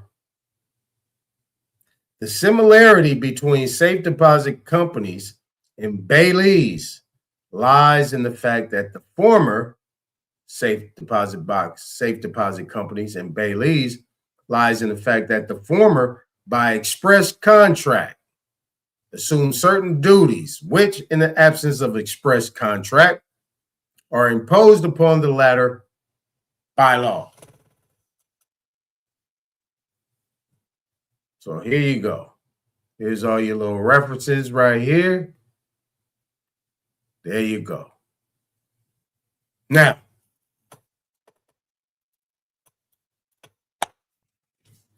what we're going to do here is we're going to come to where he go. Where he go. All right, let's come back over here.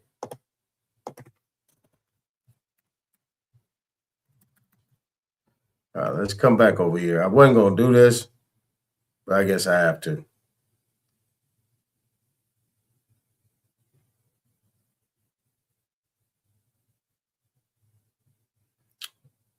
Where it at? Where it at?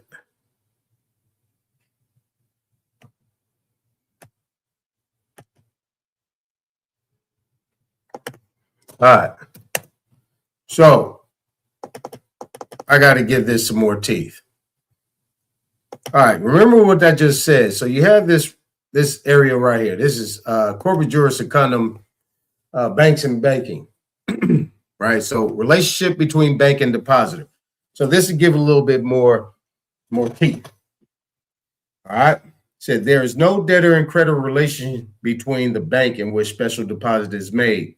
So you see right here that it's already telling you, it's already confirming what this said over here. It's saying that right here, that the general deposit is right here. The depositor becomes a creditor of the bank. So right here, it says there is no debtor and creditor relation between the bank in which special deposit is made and its special depositor, their status or relation being that of agent in principle, bailee, bailor, or trustee in cestui trust. Title to the thing deposited does not pass to the bank, but remains in the depositor, the latter retaining the right of control and disposition. Thus, the depositor retains title to the thing deposited, and the bank acts as a bailee. So when we talk about bailee right here, so let's come down here to bailee. It's right here, hale, bailments, and carriers. And we're going to go to Black's Law, and we're going to check this out. But it says right here, similarity between safe deposit companies and bailees, right? So now we're talking special deposits. In the fact that the former safe deposit companies, by express contract, assume certain duties, which in the absence of the express contract are imposed upon the latter, in absence of express contract, imposed upon the latter by law.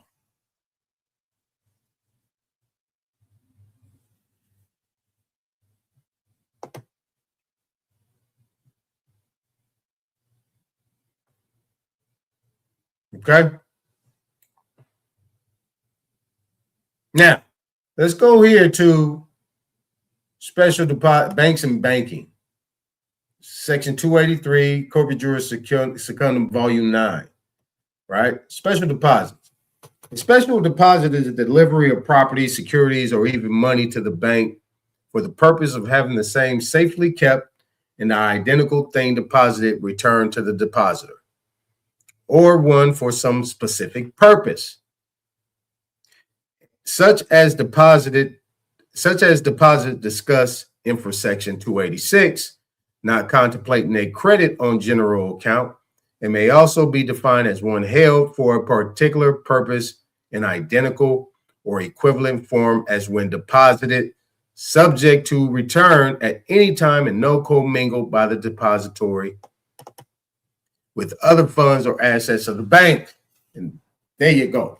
Now, commingled, right? Specific purpose. You know, this one gave us three. Gave us special deposit and specific deposit for a deposit for a specific purpose outside of the general deposit account.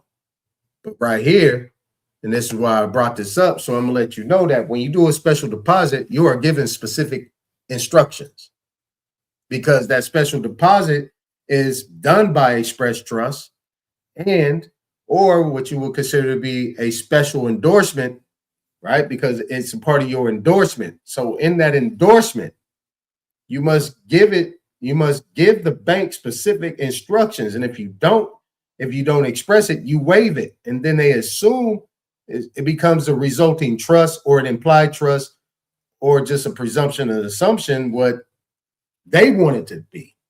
This is where you get into your lunatic and your infancy stage, right? What we talked about yesterday in regards to infancy, lunatic, minor, child.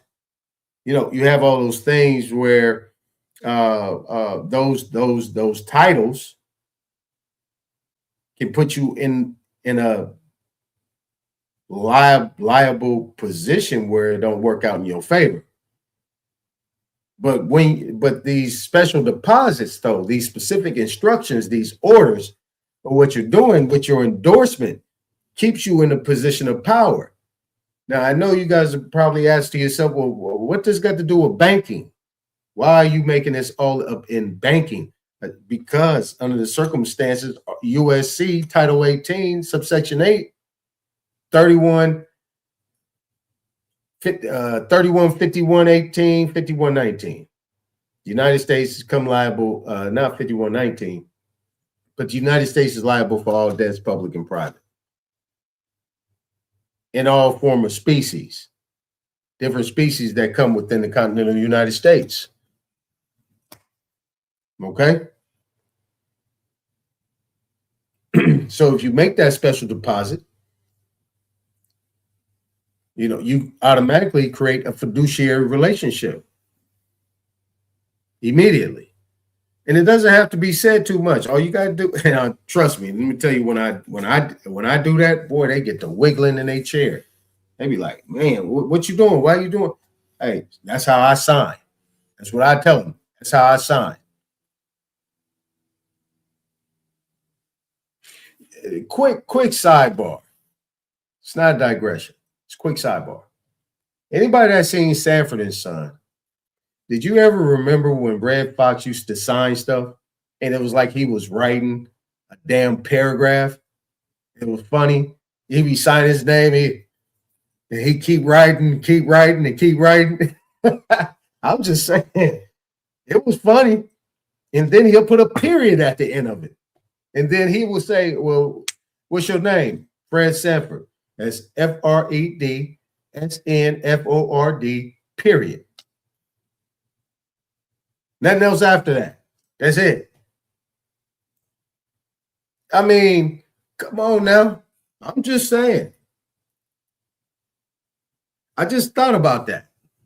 And Red Fox used to do that on Sanford and Son every single time. He's writing lengthy. He telling me Fred Sanford ain't that long, bro. And he just keep writing and keep writing and keep writing. Then he go, doop. But here you go. Special endorsement, special deposit. See, on the Uniform Commercial Code, they don't call it special deposit. They call it special endorsement. All right.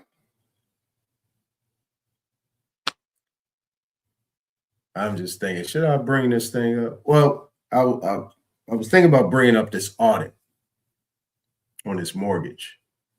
And it pretty much starts off with endorsed in blank. Think about it. Now, to keep going, right? So, a special deposit is a delivery of either money or chattel. So if we have chattel, or some people say chattel, what is that chattel? You got chattel paper,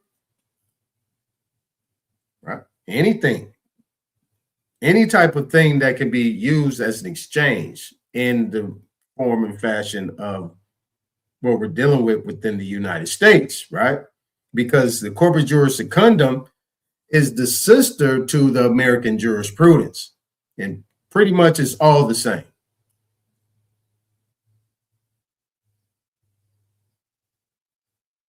Now, their deposits is what the Uniform Commercial Code calls an endorsement. So when you see an endorsement, that means it's a deposit. And how it's endorsed is another story. But let's keep going. So a special deposit delivery of either money or chattel to a band under a special agreement or under circumstances sufficient to create a trust, or a deposit accompanied by an agreement that the identical deposit will be returned or paid out for a specific purpose, or a bailment bail, agency, or trust whereby a bank keeps or transmits the identical property or funds entrusted to it. Now, here's what I'm going to do. This is not a sidebar. This is not a sidebar. This is right on time. Let me show you this real quick. I've showed this plenty of times, right? We come right here to donor. This is donor. This is Black's Law Dictionary. Donor. The party conferring a power. One who makes a gift. One who creates a trust. The donor. Now, what is it saying? So if it's saying all this, if it's saying all, wait a minute. Yeah, if it's saying all this, so it's right here. It says a special deposit is a delivery of money. So a special deposit is a donation. So a deposit is a donation, but it's a donation of what kind? Right? But any deposit, whether special or otherwise, is still a donation. But if it's a donation, that means the one making the donation is the donor. By definition, in the legal law, commercial aspect of things in the United States. So it says a special deposit is a delivery of either money or chattel to a band. What is a band? What is a ban? So when you ban somebody, so that means that the bank is banned from doing anything outside of what is done or what is expressed, I should say. So it says banned under a special agreement or under circumstances sufficient to create a trust. But this is a donor. Coach, you telling me that a donor ain't somebody that just giving something away just as a gift and that's it? Well, nope. The donor created a trust.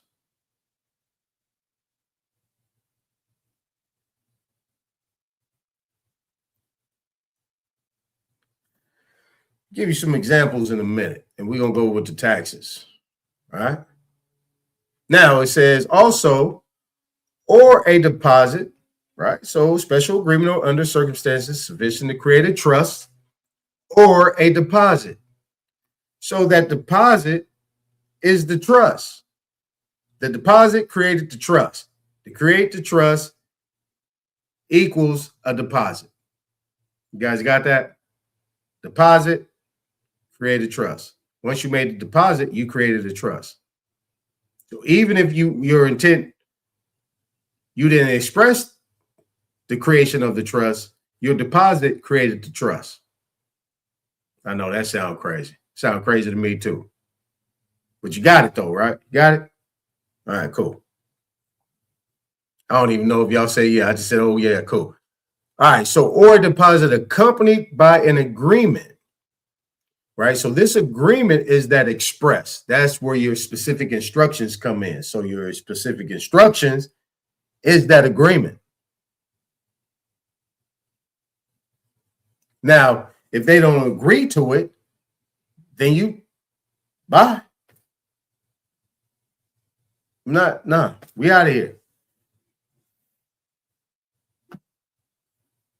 Because people think that the money is just a thing deposited. The chattel is the signature card. The chattel is the signature card.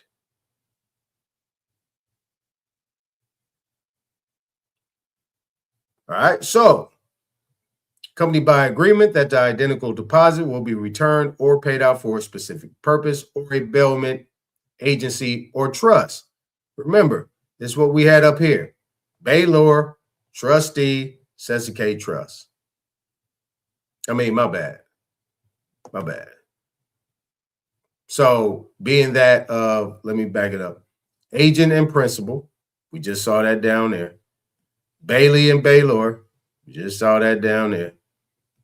And where you go? Yeah, there you go. Bailey and Baylor or trustee in Sesame Trust. And that's what it says right here. This is relationship between bank and depositor. Right? That's the relationship between a bank and depositor. And it's just saying this is just another part of the special deposit that's giving you. And it says right here. So by an agreement, identical, right, for a specific purpose or a bailment, agency, or trust. So in that deposit, the identical be returned or paid out for a specific purpose or a bailment, agency, or trust. So it's going to fall under one of these three or one of these four or all of them, which is all of them. You see,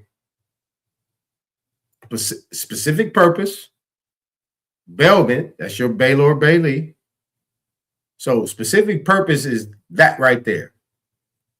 When it says or, so that specific purpose is either as a bailment, you're in a position, they're going to be in the position as a bailee, or an agency, or a trust agent, my bad, or a trustee.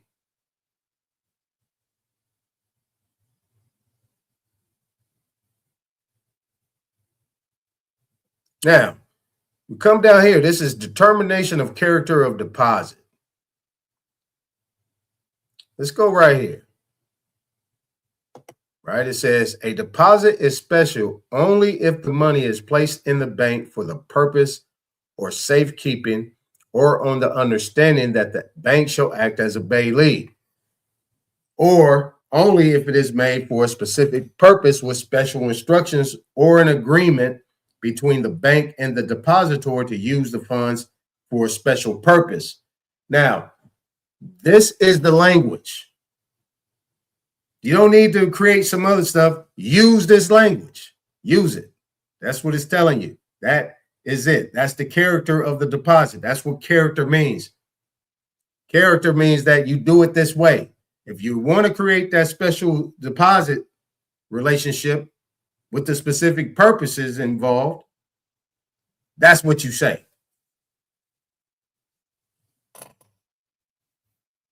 Let me look at the chat real quick. Hey, what's going on, American Goddess? What's going on? What's going on? Good to see you here.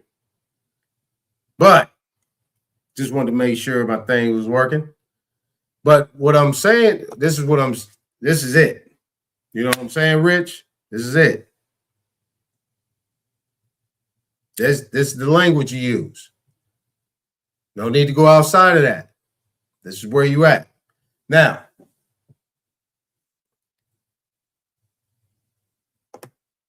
nope, that ain't what I want. Here we go. Now, in the Black's Law of Fourth, this is what it says about depositor. We're going to go straight to depositor. Now, you can talk about, well, we was talking about the United States and we was talking about Indians and everything. Exactly. Exactly. Now, before I go, my knee is feeling a whole lot better. Well, ain't nothing like ice. People be trying to say, I need to get surgery. Man, all I need is some ice. Yeah, shit. So all I need is ice. You know, body don't function like it used to. I don't have that Wolverine like I used to. But bruh, you know what I'm saying? Okay, so now here's seed. To yield up, to assign, to grant. To grant. To assign. To yield up. People say, oh yeah, you're just giving it away. It's been taken from you. No. It says generally used to designate the transfer of territory from one government to another. So if the indigenous people, if the indigenous people ceded land, as I'm going to show you, because I'm giving it to you from two angles. Those that are connected to their Indian heritage and want to deal with the land patents and everything that you want to talk about in regards to the people that came before you and how these things took place, you know, that's a lot of information. But what I'm saying is, if you did cede land, because they want to make this seed seem like it was a submission, like they came over, whoop some ass, and y'all say, here, take everything, we running, and we about to go walk barefoot all the way to Oklahoma. But if you see cede land, we're going to get down to it, right? All right. So if we're dealing with a grant, right? If we're granting land, that makes us what? The grantor. And they're the grantee, right? You got the ors, you got the e's. You got trustee, you got bailee, mortgagee, all these e's. Okay? So I just wanted to show you that. Now we're going to get over to deposit. Because if I grant something over, if I transfer some things over within the relationship of the United States, being that the United States and the Continental Congress modeled their whole system after the indigenous nations here. So they know that they're working from an angle that the people are already familiar with. And that was intentional.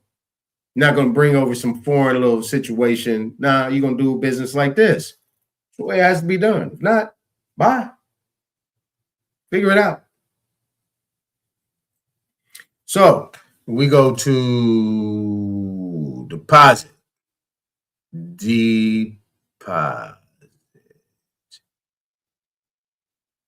Deposit. I'm just going to make up this whole little list so I ain't got to keep searching for it. I go right to the number. Deposit. Okay, there we go.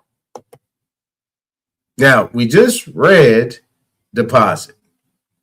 Okay, this is Black's Law 4th. Okay, so what does deposit mean? This is a verb, right? Right, so to commit to custody. Right? They turn that word into something negative. Custody, custodian. Okay, Title 25 USC, subsection what? 174. Title 25 USC, Title 25 of the Code of Federal Regulations deals with the Indians. To commit to custody or to lay down, to place, to put, to let fall as sediment, to place, to lay down, to commit to custody, right? To lodge for safekeeping or as a pledge, right? Deeds of trust, mortgages, those are pledges. To entrust to the care of another. Now, this is just a deposit. So I'm making a deposit. So when I make my deposit, technically, I don't care if it's general, special, or otherwise. This is your relationship. This is case law. This is what it's supposed to do. It's entrusted in its care of another. I have deposited my information, endorsed, money and otherwise, chattel, money and otherwise, in your possession. And you're entrusted with the custody of those deposits and everything else that comes with it. Safekeeping. Now let's keep going. Now that's the verb. Here's the noun. A naked bailment of goods to be kept for the depositor without reward. Remember, they talked about bailment in corporate juris secundum. They talked about bailment. So we know in bailment, that's bailor-bailee relationship. So a naked bailment. Now, what naked is just what it means, naked.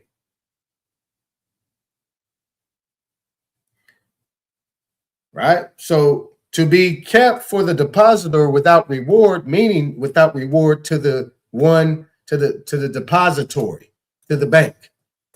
Okay? Now,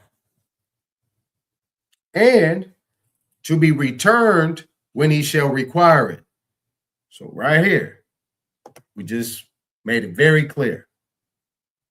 We just made it very clear on these next three.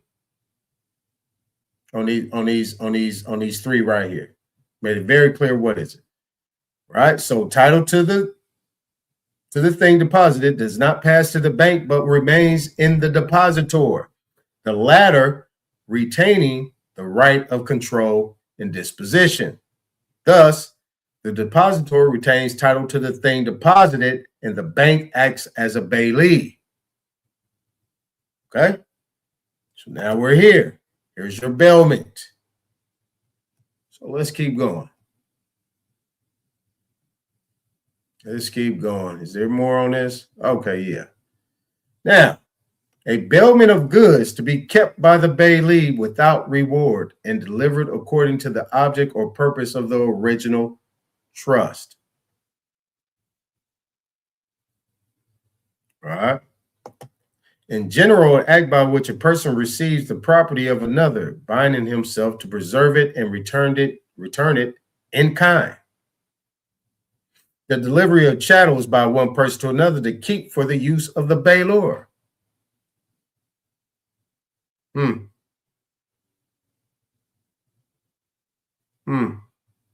Okay. Now, let's go here. So here's special deposit. We just want to take a look and cross-reference this with special deposit. A special deposit is a deposit in which the identical thing deposited is to be returned to the depositor. The particular object of this kind of deposit is safekeeping. The particular object of this kind of deposit is safekeeping. In banking law, this kind of deposit is contrasted with a general deposit as above. But in the civil law, it is the antithesis of an irregular deposit. A gratuitous or naked deposit is a bailment of goods to be kept for the depositor without hire or reward on either side. All right. So we're clear here. We're clear. All right. Now, how does this relate? Like I said, we're going to compare and contrast here. The compare and contrast is what is America and what is the United States? Because we have America and we have the United States, because it's United States for America. These United States for America. Then it was the United States of America. For America, then of America. All right. So that makes it two separate entities. To be clear, two separate entities. Now, we clear on that? All right, cool. Hopefully everybody clear. Now, this is Aboriginal title. Remember we talked about fee simple, right? Fee simple. Fee simple. Remember fee simple. That's a allodial title. So everybody looks to go find a allodial title. You already got it. You already got it. Just in your individual capacity, not as a group, I would say. But that's another conversation if once you get your family involved. But Aboriginal title. Check this out. Hold on, let's bring it down to 180. Boom. All right. Aboriginal title is a common law doctrine that the land rights of indigenous peoples to customary tenure persist after the assumption of sovereignty to that land by another colonizing state. All right. Let me read this again. Aboriginal title is a common law doctrine that the land rights of indigenous peoples to customary tenure persists after the assumption of sovereignty to that land by another colonizing state.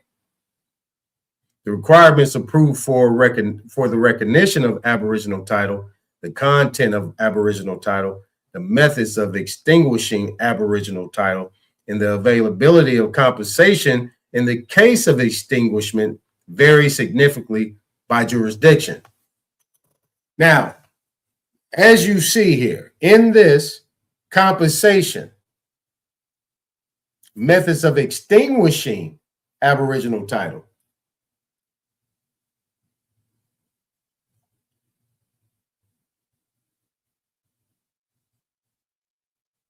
Now, nearly all jurisdictions are in agreement that Aboriginal title is inalienable and that it may be held either individually or collectively.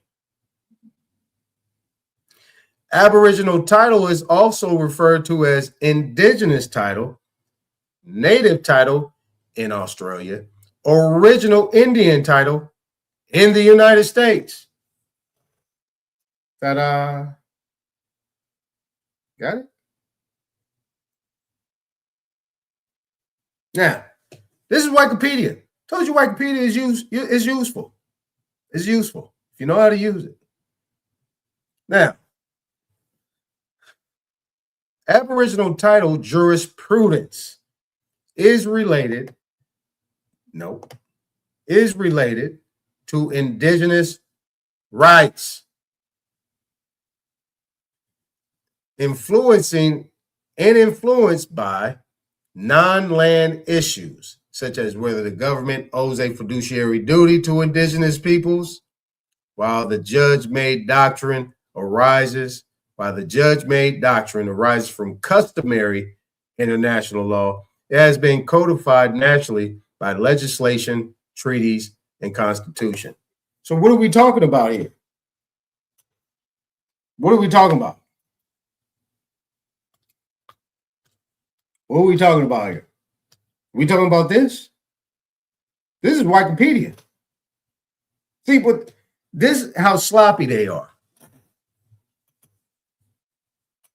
They put it in your face. You know why? Because they already know that you don't think that you're an American by right.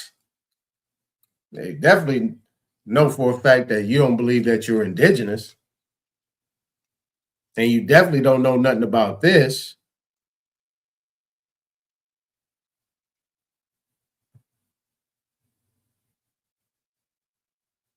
But the key thing here is the judge-made doctrine arises from customary international law.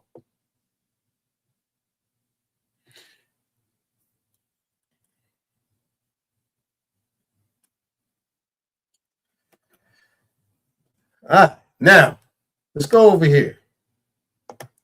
This is an Aboriginal title in the United States.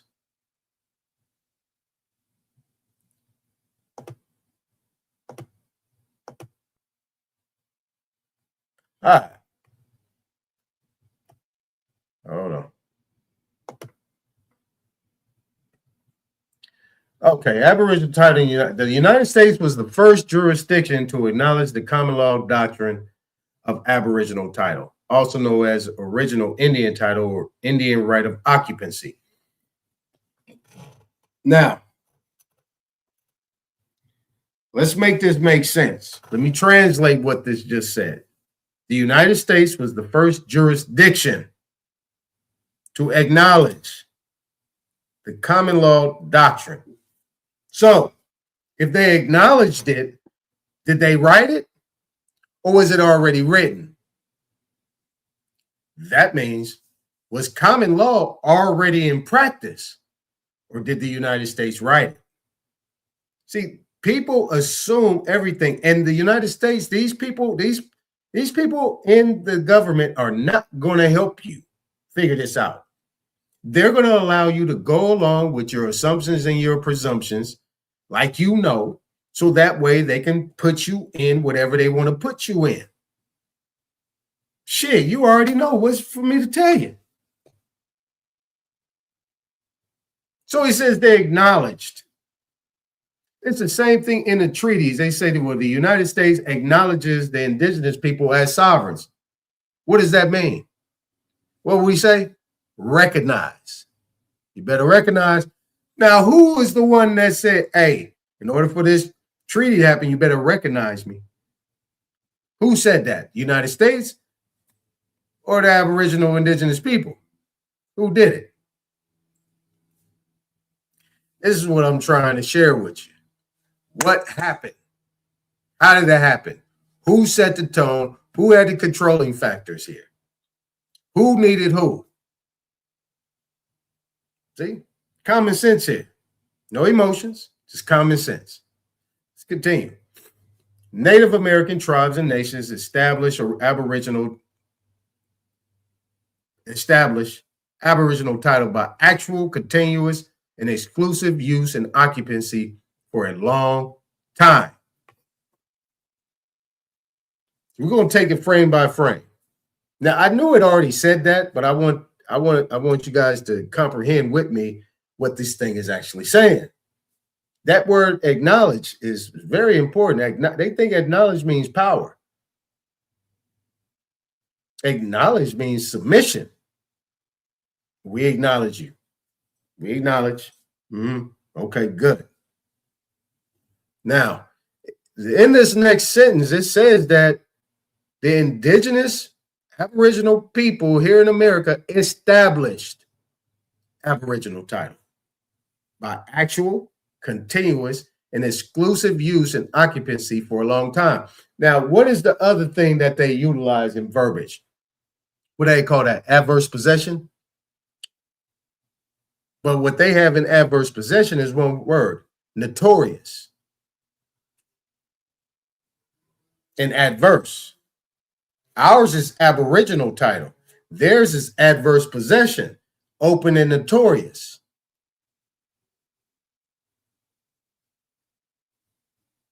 You see what I'm saying?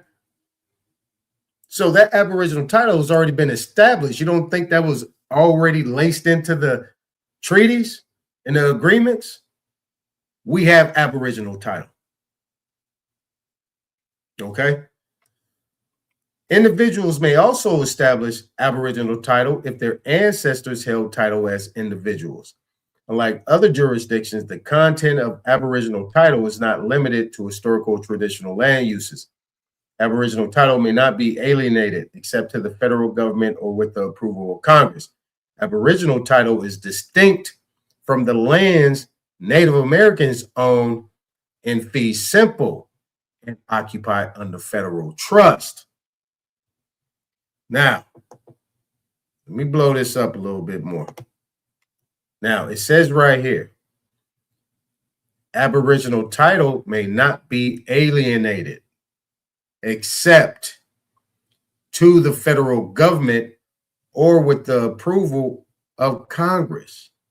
So it means nobody can alienate Aboriginal title except to the federal government. So that means the Aboriginal people ceding land or gifting land or donating or being a donor of land over to the United States government. But the Aboriginal title still stays with the people. Doesn't exchange hands. Because if you say, hey, Aboriginal people, we need this for our business. We need this for our public usages, for our citizens, in order for us to be able to operate properly, He say, okay. No, the chief say, okay, no problem. All right, cool. You can take this little portion over here. No problem. Pay. Thank you.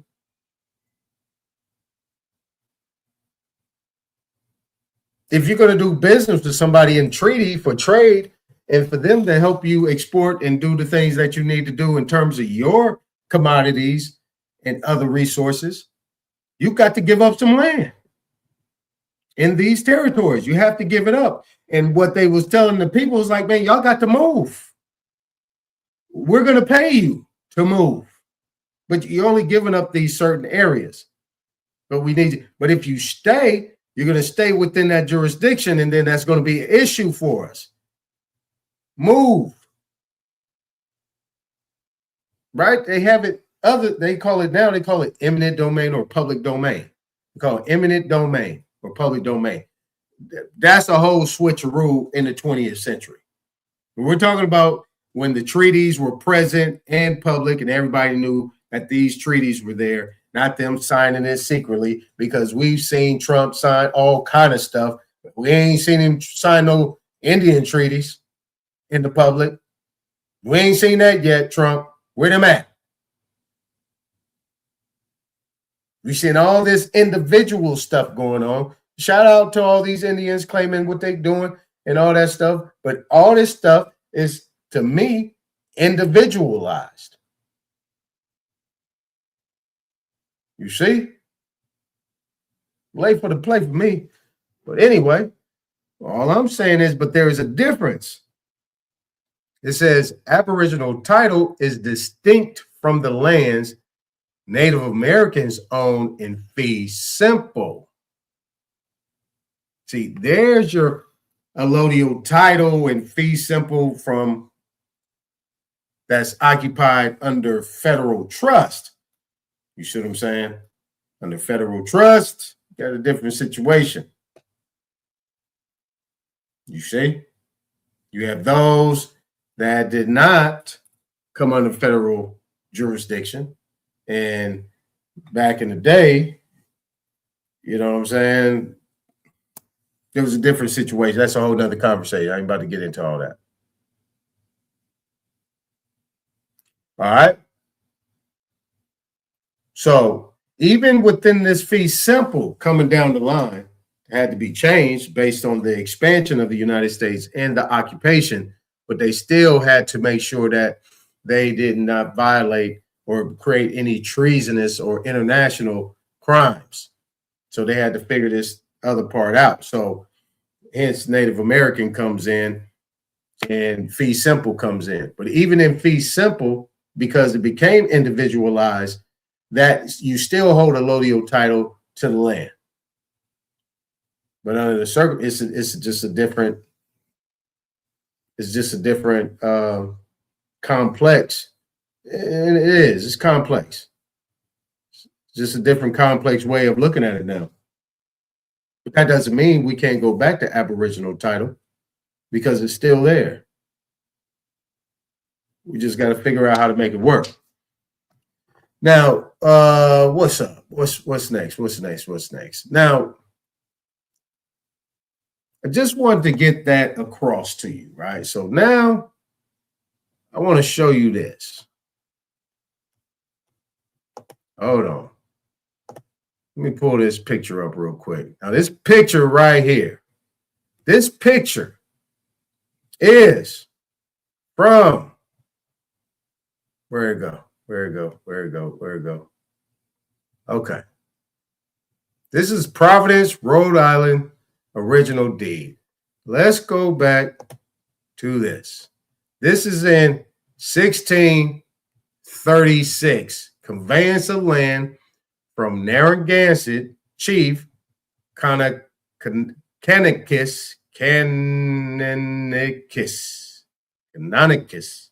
to Roger Williams. Roger Williams. You know, Williams. How many Williams you know? Pale skin. All right. So let's keep it the same now. Where we at? Now pay attention. This is 1636 now. I wanna hide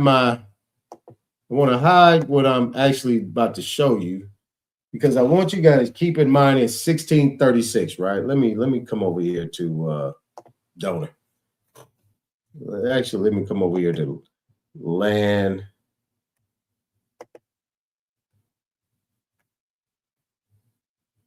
ordinance, the land ordinance of 1785. Now, this is ordinance of lands in the Western Territory. But look, I want to hold this because I want you to get a clear picture. 1636, right? 1636. We know who was coming over here. Remember what I showed yesterday that Anthony Johnson, I think that's what his name was, Antonio and Anthony Johnson, came over here as a Huguenot in 1621. Now, if you look at that deed that I showed, it says 1636. It's 15 years after, when this guy was supposed to have been having all these slaves and so on and so forth, right? We have a chief, Narragansett chief, conveying land, like gifting. That's title, like colorable title. Yeah. He's giving him, he's conveying land to him. It's 1636. Now, in 1636, I don't think anybody thought about Indians and conveyance of lands and doing grant deeds and all this, doing granting land and doing all this stuff and actually have it on paper, right? I know I didn't, but I found this. I was like, wow. I mean, wow. Like, this is what you consider to be like mic drop. Nothing else really to talk about after this. But we'll find another way to try to talk about something. This is 1636. All right. You guys ready? Now, this is Wikipedia now. This is Wikipedia. So Wikipedia ain't going to lie about something like that. They're not going to lie. Better yet, let me go over here. Instead of doing that, let me go Aboriginal, Aboriginal title in the United States.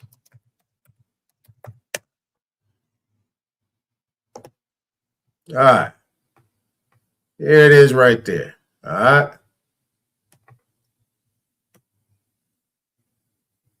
We got fee simple right here.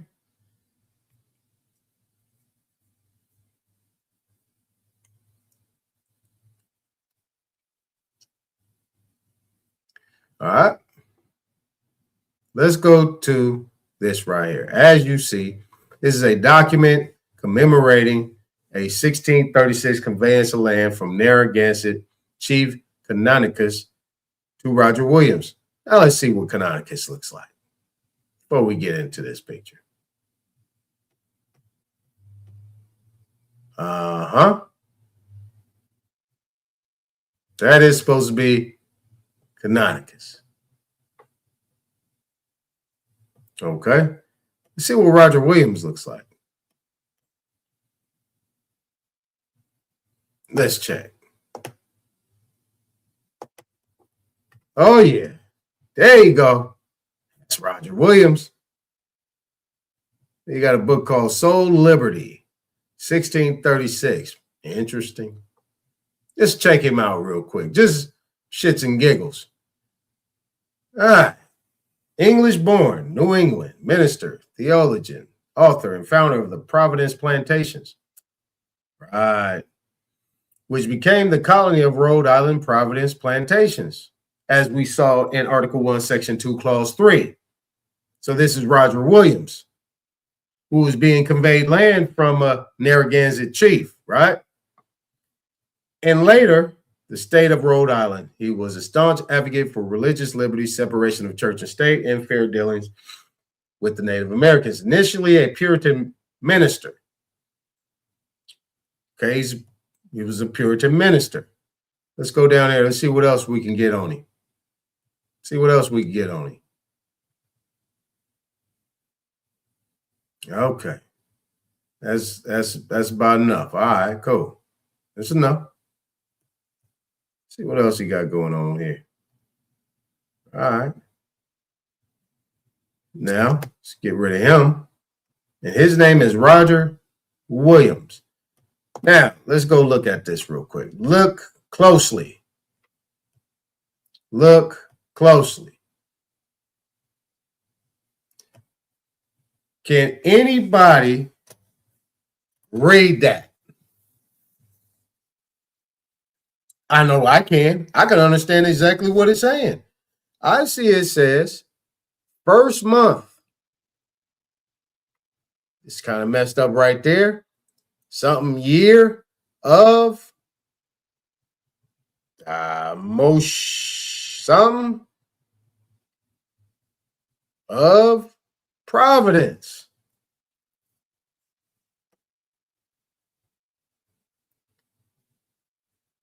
Canonica, there you go, and Meontum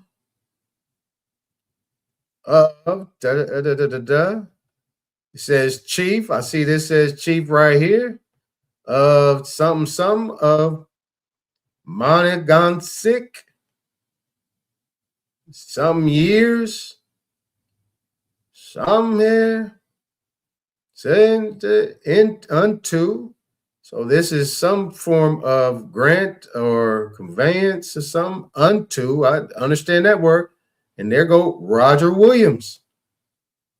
And upon the and it says the Mushag or Wanaguantucket, some now by the presence established and confirmed ye bound of those lands from ye river and first, I know I'm reading crazy, of Pentucket and great hill of Nota, Quanta,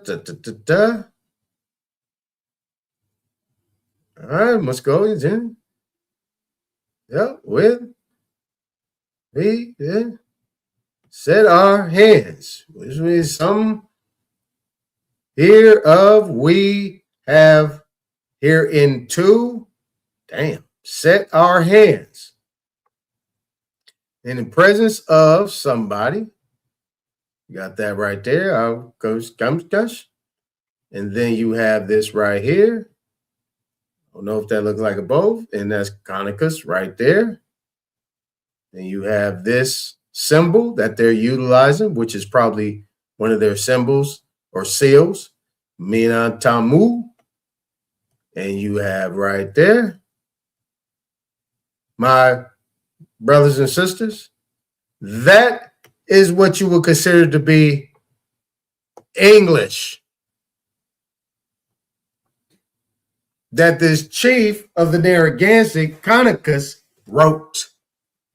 He wrote English in 1636. English.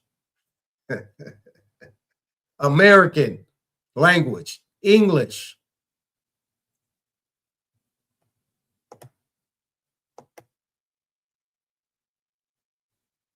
Now, that could be a mic drop, right? What is there to talk about? 1636. Nobody said in 1636, the United States wasn't even established yet. In 1636, they were still developing colonies, had companies, and they was doing some foreign trade, still with the British. 1636, you pretty much, I don't know, when did hold on real quick. When did Continental Congress come into play? Continental Congress.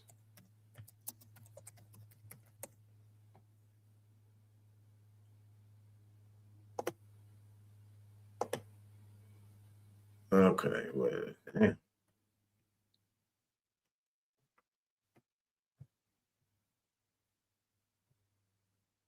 1765. Continental Congress first to both the first and second, 1774 to 1781, 1781 to 1789. So it was the Continental Congress. Wait a minute. So the Continental Congress, first and second, also described the Congress of the Confederation.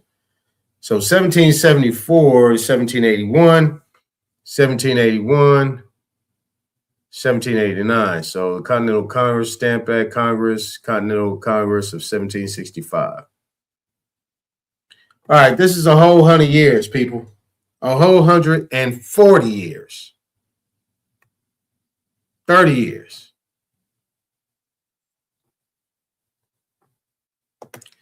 All right.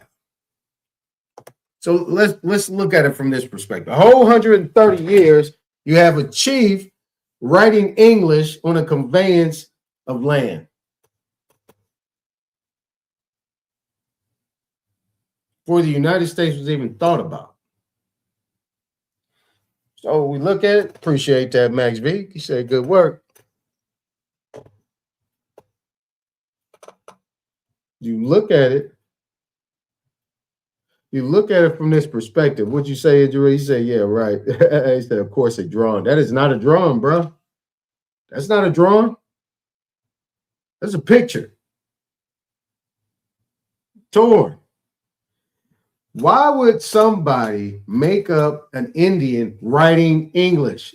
On top of that, at this point in time, they're still talking about these Native Americans, these so-called people that came on the Bering Straits following some animals 15,000 years ago. Couldn't write, couldn't do nothing. Just chased animals and lived in teepees. They're not writing contracts, bruh. Listen. This is what I'm saying. You guys got to have some common sense here, man. Don't do that to yourself.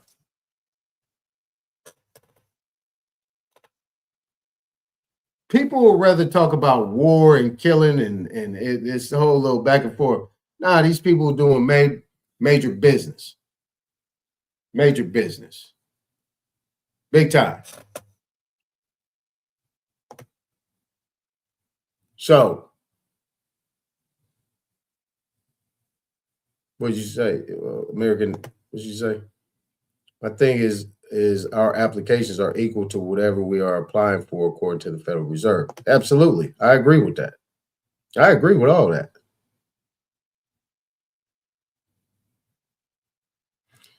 Yeah, but the thing about Native American is just a word. We know what it is. We know it's American. We know it's Indian. We know it's Aboriginal. We know it's indigenous. That's it. Native, American, all that stuff, we don't care about.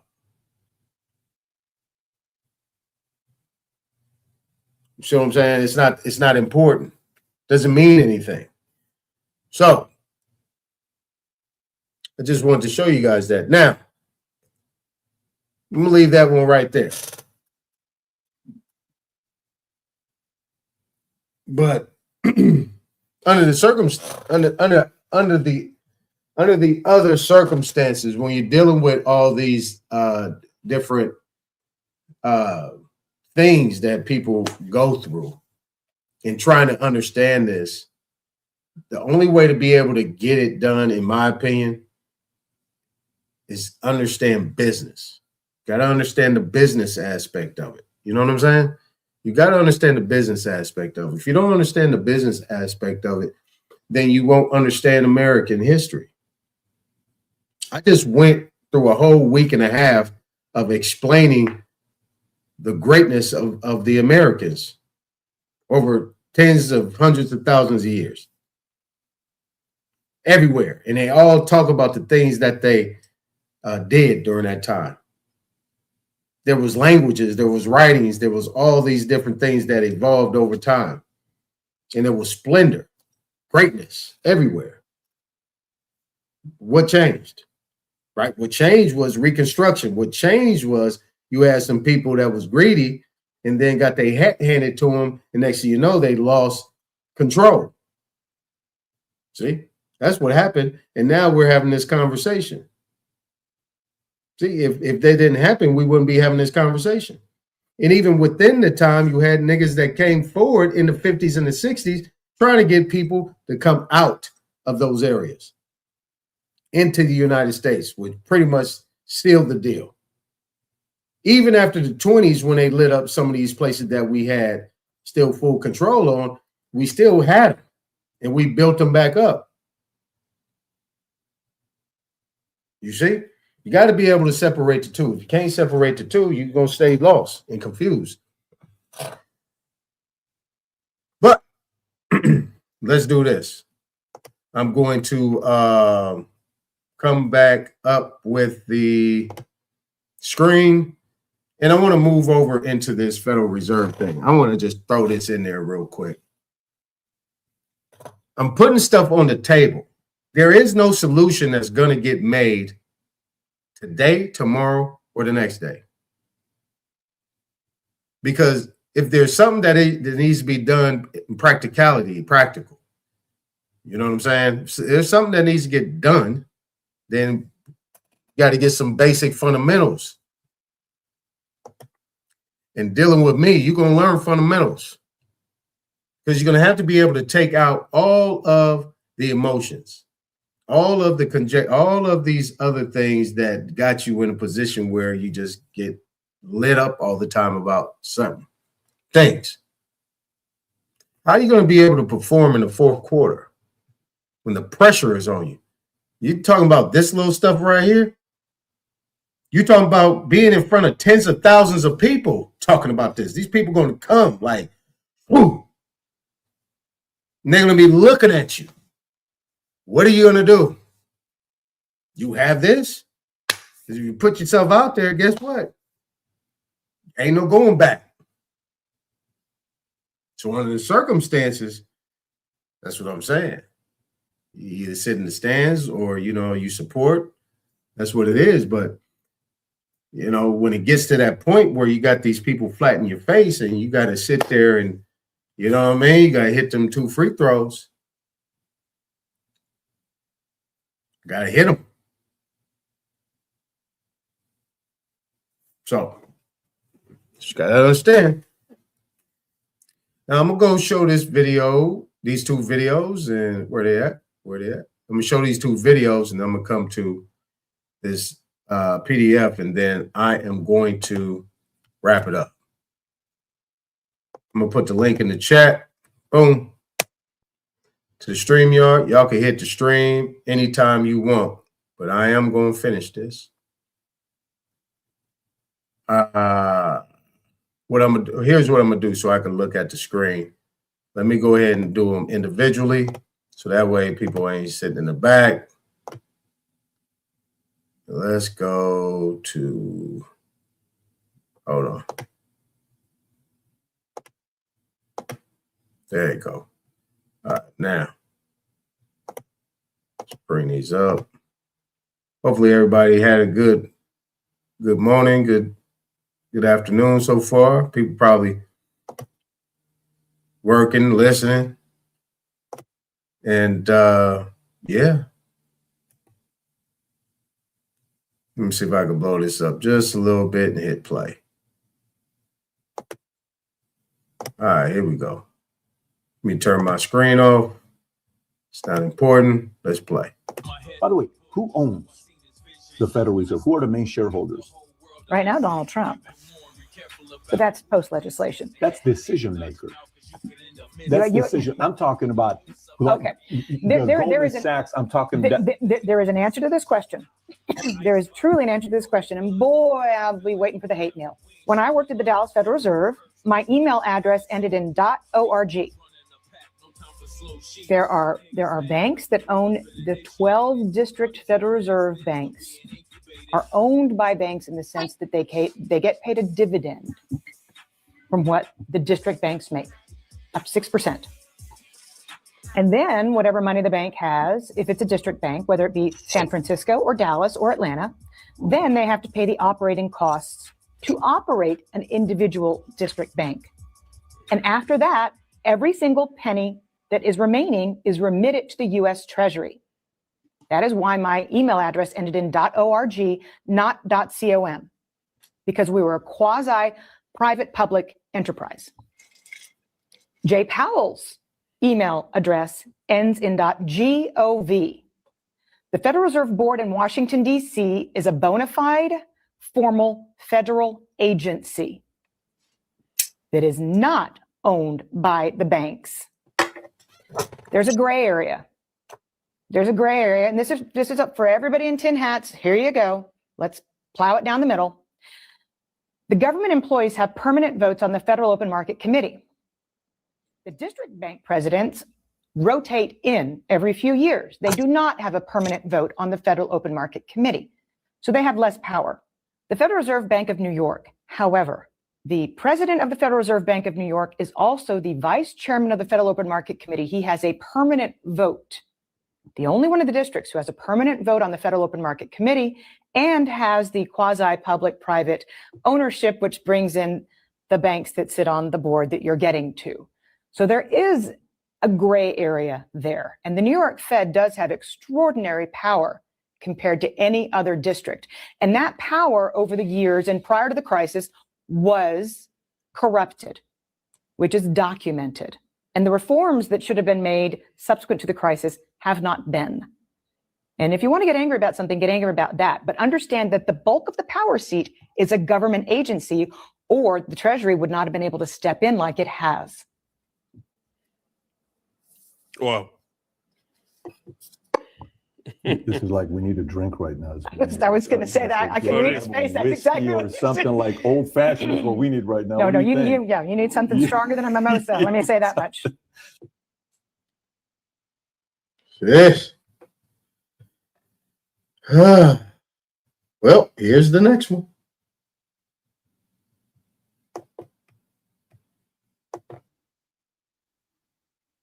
Nope. My bad. We're doing them one by one. One by one. Here's the next one.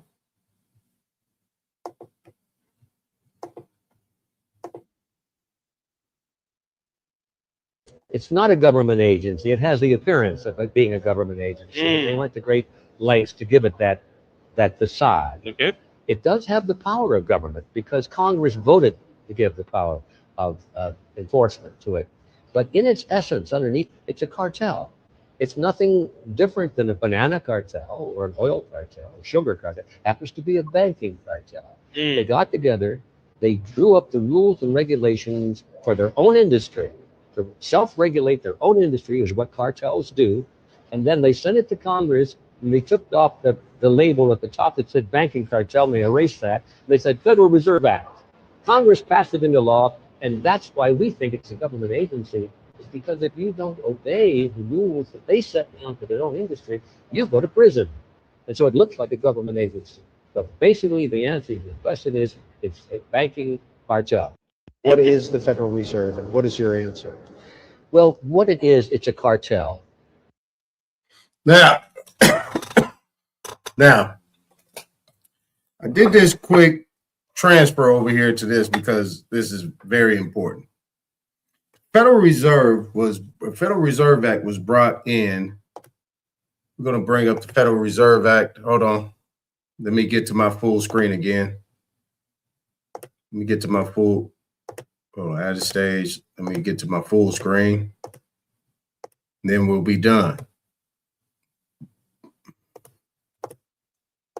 Get to my full screen. Let me pull this up. We're going to go over here to the Federal Reserve Act. Federal Reserve Act.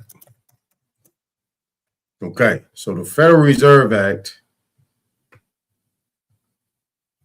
1913, Woodrow Wilson. Okay, create the Federal Reserve System as the central banking system of the United States. It established 12 regional Federal Reserve banks and a Federal Reserve Board of Governors to manage the money supply, supervise banks, and act as a lender of last resort.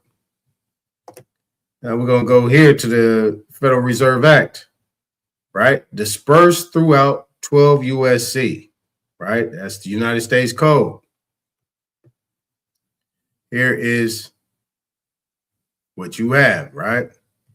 So let's go to Federal Reserve banks. Okay. Federal Reserve banks. What does it say about Federal Reserve banks? Organization of Reserve Banks. When the organization committee shall have established Federal Reserve districts as provided in Section 2 of this Act, a certificate shall be filed with the comptroller of the currency. You guys better get to know these people.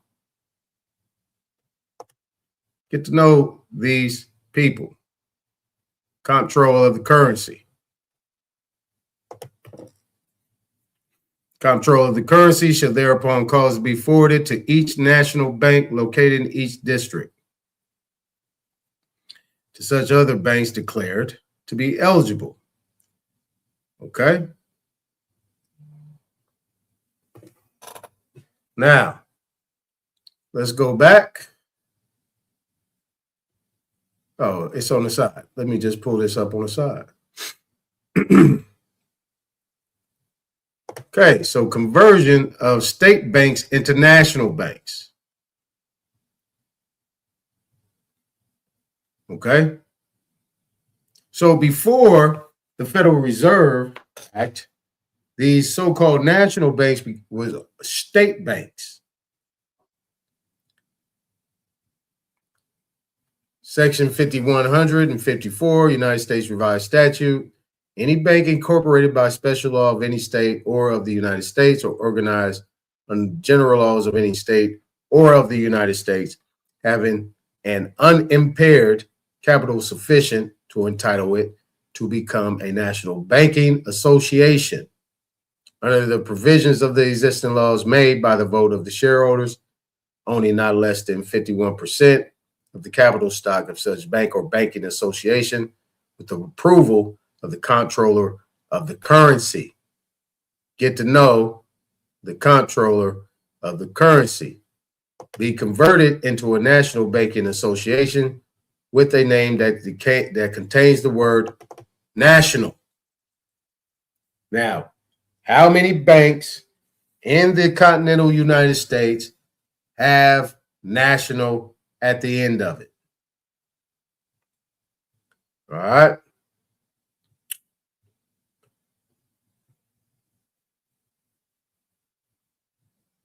I'm looking, let me see here.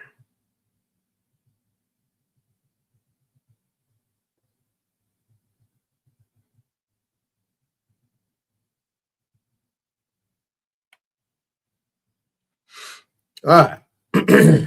Deposit of bonds by national banks. Okay. Repeal of provisions requiring national banks to deposit bonds with the United States Treasury. So much of the provisions of Section 5100. Now you see right here, this right here was why are you doing that? This right here was a repeal. You want to do that again? All right. This was a repeal of provisions requiring national banks to deposit bonds with the United States Treasury. So much of the provisions, right? In Section 4 of the Act, all that stuff, and any other provision of the existing statute as required that before any national banking association shall be authorized to commence banking business, it shall transfer and deliver to the Treasury of the United States a stated amount of United States registered bonds. And so much of those provisions or of any other provisions of existing statutes as require any national bank association now or hereafter organized to maintain a minimum of deposits of such bonds with the treasurer is hereby repealed. Now, Derek, you know what that just said? That just said that these national banks, which were state banks, now that they're called national banking associations, no longer have to deposit any bonds with the treasurer. It didn't say the treasury, it said the treasurer, because people always think about the treasury secretary, but they don't ever think about the actual treasurer. That's the ones that's in control of the minting. Okay, so now since they became national, they no longer have to report to the treasurer. They now report to the Federal Reserve. So now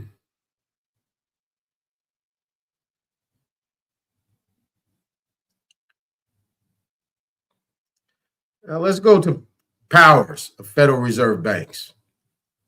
Receipt of deposits and collections. Any Federal Reserve Bank may receive from any of its member banks or other depository institutions. Remember we talked about deposits, right? Deposits and depositories.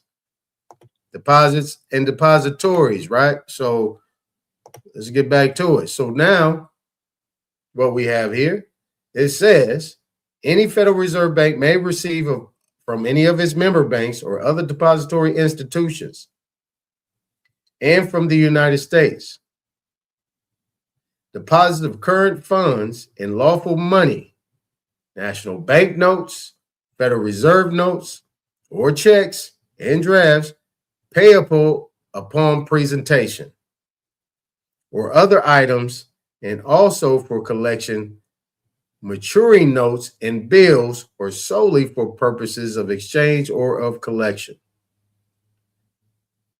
May receive from other Federal Reserve banks deposits of current funds and lawful money, national bank notes, or checks upon other Federal Reserve banks, and checks and drafts payable upon presentation.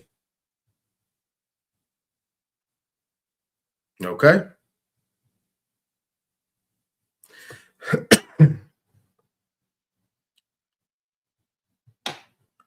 Let's come on down here. Now it says right here, provided further that nothing in this or any other section of this act shall be construed as prohibiting a member or non-member bank or other depository institution from making reasonable charges to be determined and regulated by the Board of Governors of the Federal Reserve System, and in no case to exceed 10 cents per $100 or fraction thereof, based on total checks. Now, okay.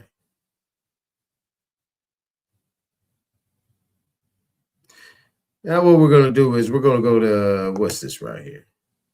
We got to keep that. Let me just show it again. I'm going to show you again.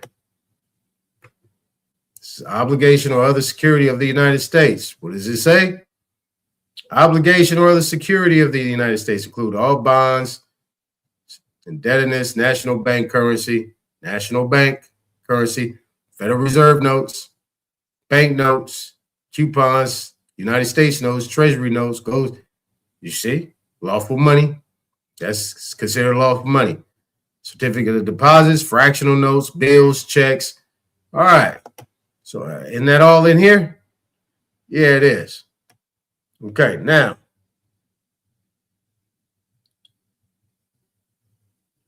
Let's see what else we got in here.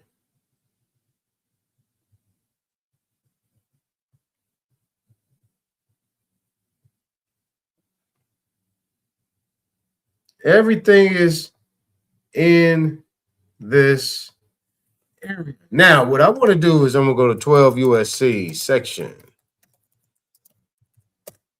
411. Now, what it says right here, 12 USC subsection 411, issuance to reserve banks, nature of obligation, redemption.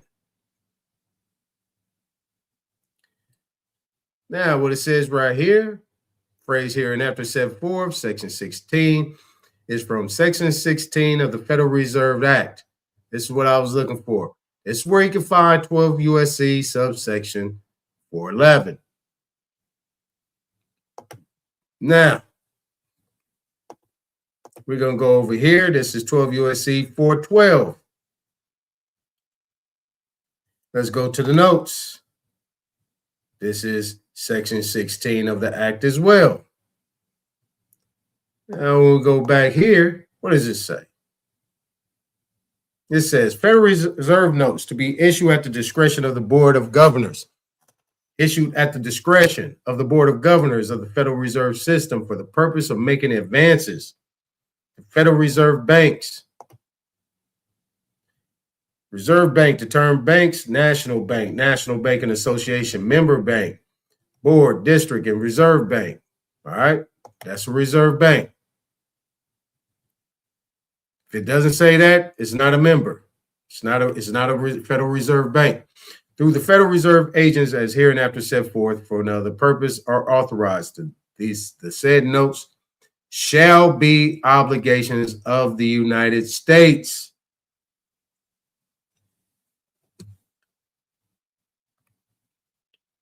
And shall be receivable by all national and member banks and Federal Reserve banks.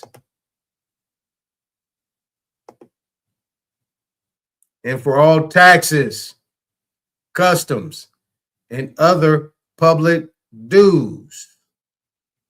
they shall be redeemed in lawful money on demand at the Treasury Department of the United States in the city of Washington, District of Columbia, or at any Federal Reserve Bank.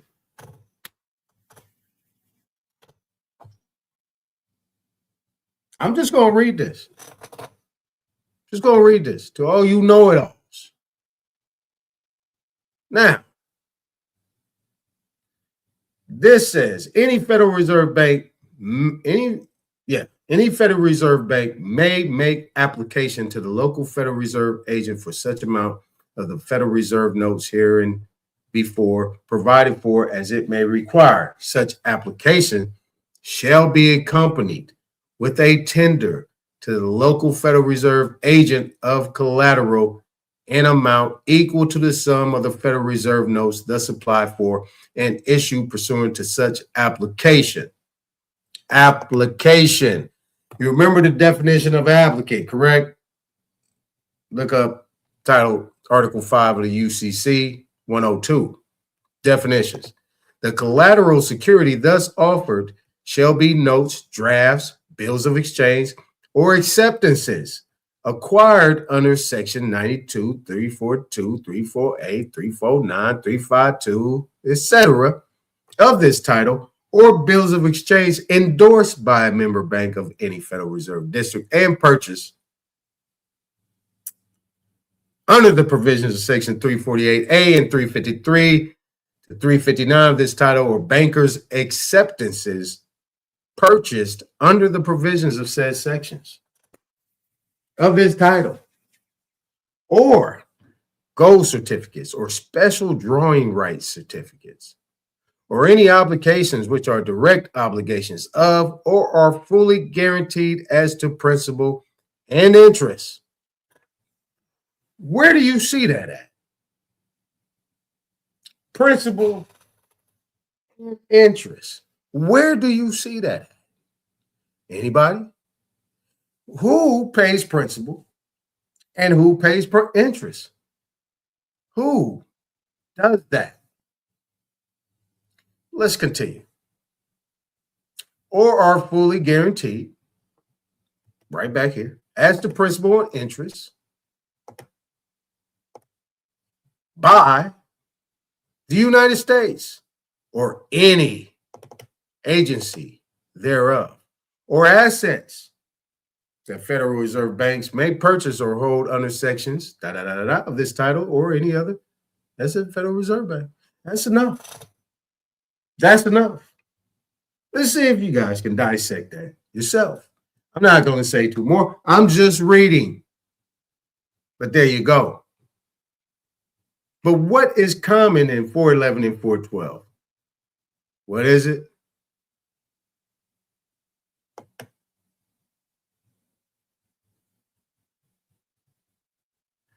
Let's go back here. What do we have here? Oh, what do we have here? Bam. Now, let's go back over here.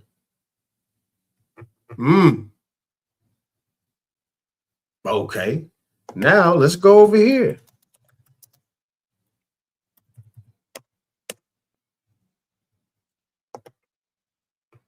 See what this says. In this section, public debt obligation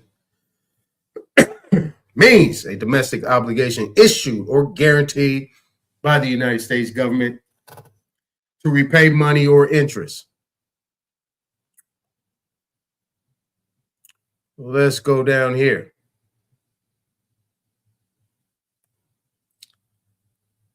In this section, obligation means any obligation payable in United States money. 2, an obligation issued containing a gold clause or governed by a gold clause is discharged on payment dollar for dollar United States corner currency at its legal tender at the time of payment. Why?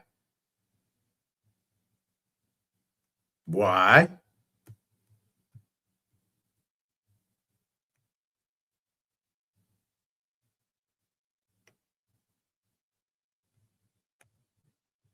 That's why. Okay? You with me? All right. Now let's come down here. And I promise we'll definitely be over here. I got to do this.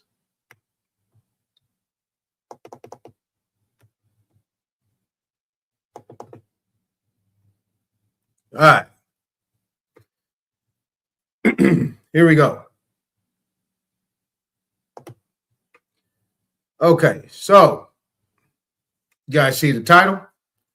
All right, it says each and every time a bank makes a loan, we're going to start right here. Anytime a bank makes a loan, new bank credit is created, new deposits, brand new money. Remember, special deposits, right? We was talking about deposits. We talked about deposits. Now let's go back to the Indian thing. Let's go back to land. Let's bring it here to the present time, right? What we have mortgages, we have loans, we have extensions of credit, right? We know what the deposit is based on a general deposit if endorsed in blank, right? You're still the creditor and it's still a deposit, right? Right? Right. All right, cool. The process by which banks create money is so simple that the mind is repelled. I recently requested copies of various publications published by several branches of the Federal Reserve Bank. The quotes reproduced below are taken verbatim, The explanations you will read below admit that banks or depository institutions. So we're in line. Okay, we're in line here. Everything that has been shown so far and presented falls in line. Just want to have this little here. This will be my closing. All right. So the explanations will read below admit that banks or depository institutions within the Federal Reserve System do not loan money from their own assets, but rather they create money by simply entering the amount created or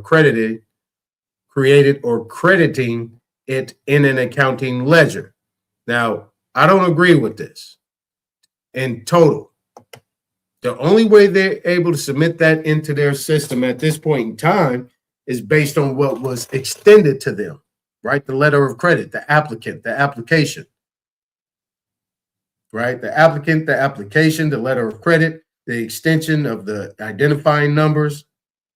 That's how they're able to do it, right? I just showed that. We just read it off. You saw 12 USC 411, 412, 18 USC 8, 31 USC 5118.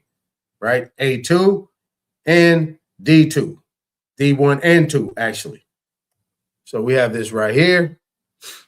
So this is considered to be hats the Federal Reserve wears, Federal Reserve Bank of Philadelphia. So I guess this came from them. Paragraph 6, paragraph 3.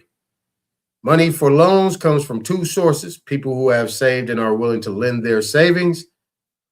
Here we go. Bingo. People who have saved and are willing to lend their savings. And 2, institutions such as banks, which have the power within limits to create money in checking type accounts when they make loans. So now it says checking type accounts. Every time we open up bank accounts, guess what type of banks we're opening up? Checking accounts. And this is what they're utilizing. This is what is being shown. Now, this is actually coming from the Federal Reserve. Now, it says paragraph 8, Federal Reserve notes are the only kind of paper money issued today. Now, this is modern money mechanics. This is Federal Reserve Bank of Chicago, Public Information Center. Page 3, second column, paragraph 1. Who creates money? The actual process of money creation takes place primarily in banks. Checkable liabilities of bank are money. There you go, checkable. These liabilities are customers' accounts. They increase when customers deposit currency and checks, and when the proceeds of loans made by the banks are credited to borrowers' accounts. Should I say any more? Thank you. Thank you. Thank you. So I did this last, not on purpose, but I wanted to take you guys on a ride so you guys could be confused. And now you get a primary source. These are Federal Reserve banks. Took you around the corner, right? Around the corner. What does this got to do with India? Well,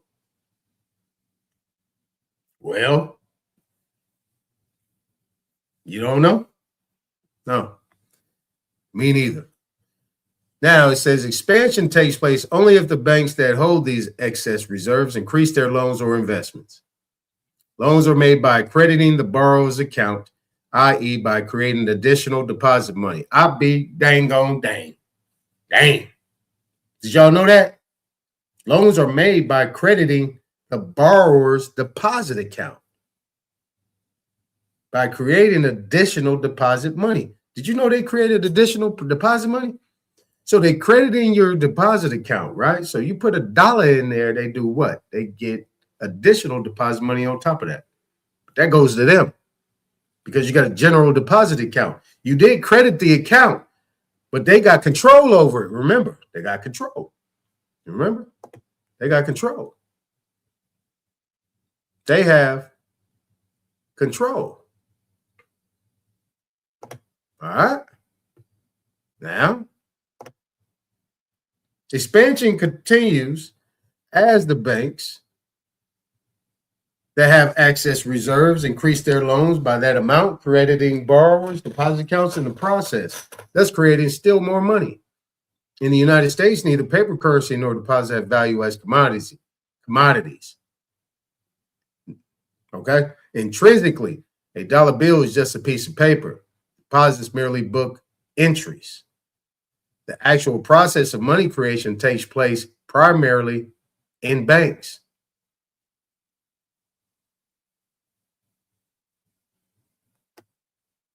This is stage 7, page 7. This is coming out by the money mechanics now. That's what they said.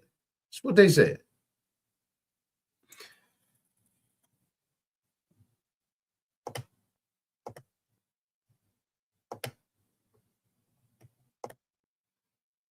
None. What's going on, brother? Yep, that's it. That's it. Stopping right there.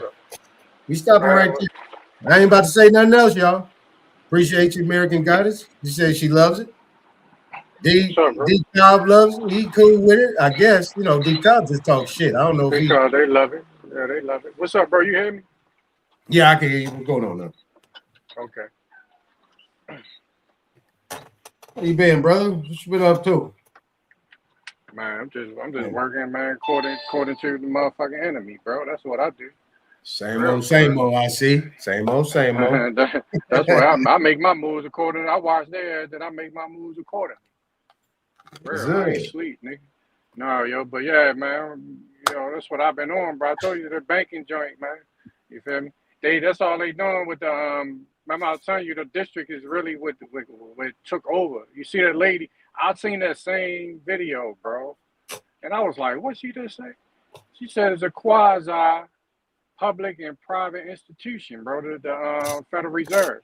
And the reason why I got into it because it's a black woman that's over the Atlanta district, right? Is a black woman. You know, Trump had he tried to replace her, but they putting her back in the board of governors over in the Atlanta district. So so she got her position back. But one thing I found interesting is that they're called the Board of Governors. So you got 12 districts, right? Now, it's ironic that you got 12 districts, right? But you had 13, colonies. So where's the 13th at? And if you look at the clue is in what you read. The 13 is in Washington, D.C. Now, you see that they intentionally leave out Washington, D.C. off of the 12, which makes 13. Yeah. You see what I'm saying? Yeah. This is why I tell people to pay attention, especially to this banking thing, because this is what our people, they brought them in here so they can stay in harmony with the Constitution. Because without the Federal Reserve Bank, we can try all of them for treason.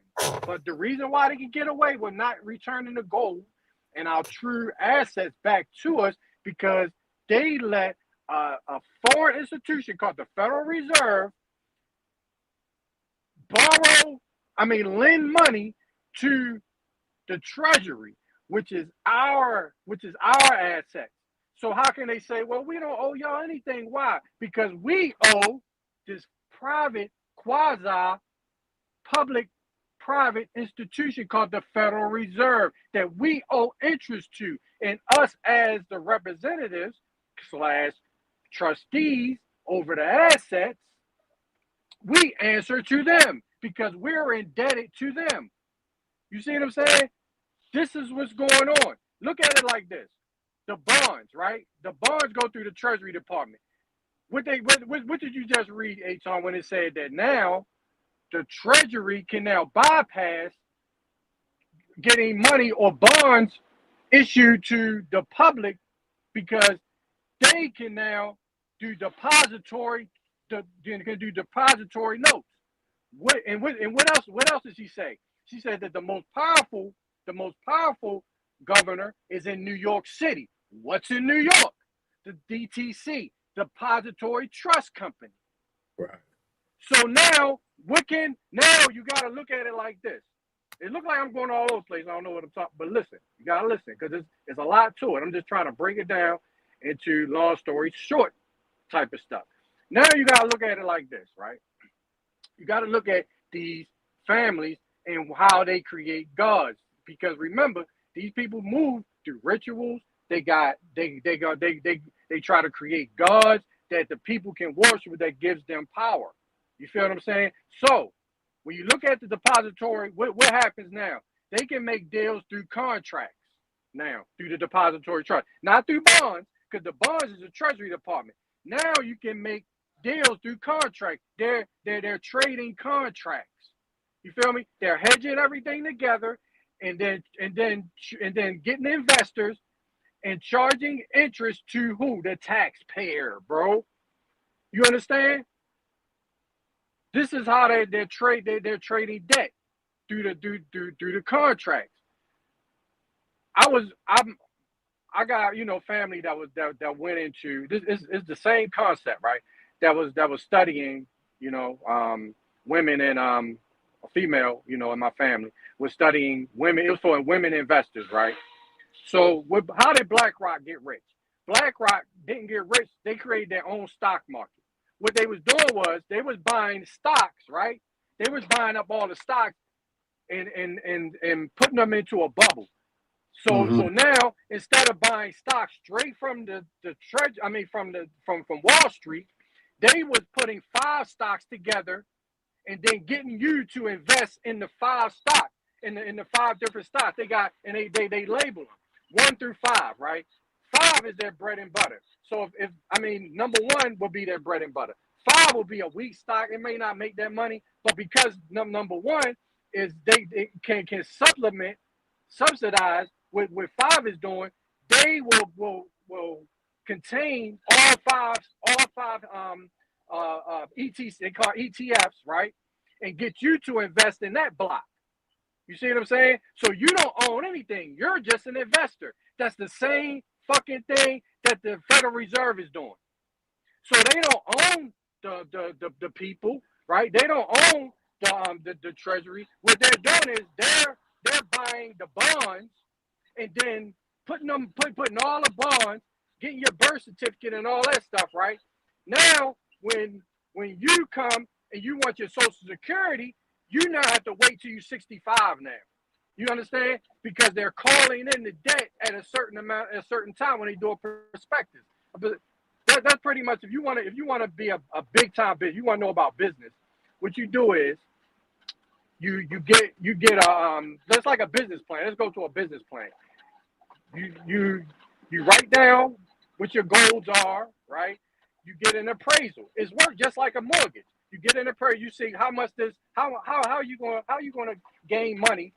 What's your analysis on how much money this particular business is going to make? You feel me? So I might say, well, according to my team, we came up with about $5 million in about we expect to make $5 million profit in about 10 years. You feel what I'm saying? And you're gonna go step by step on how you're going to do that. You feel? So now you submit that, and now you try to get investors. That's what the DTC is doing. Same thing the Federal Reserve is doing, right? It doesn't have anything to do right now with the Treasury because the Federal Reserve is now acting as the broker. This is what's really happening. You know what I mean? On down the line from all of it's related. The mortgages, the business, your business through Dun & Bradstreet, through TransUnion, all this stuff is now put into a whole conglomerate controlled by the Federal Reserve and the Board of Governors, bro. And they got a goddamn a constitution. But nobody's saying nothing about it. You know what I mean?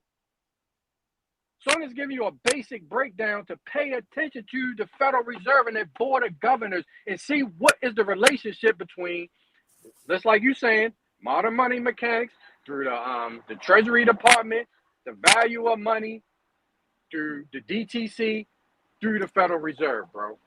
You understand what I'm saying? Because all that stuff is has a relationship. What are the two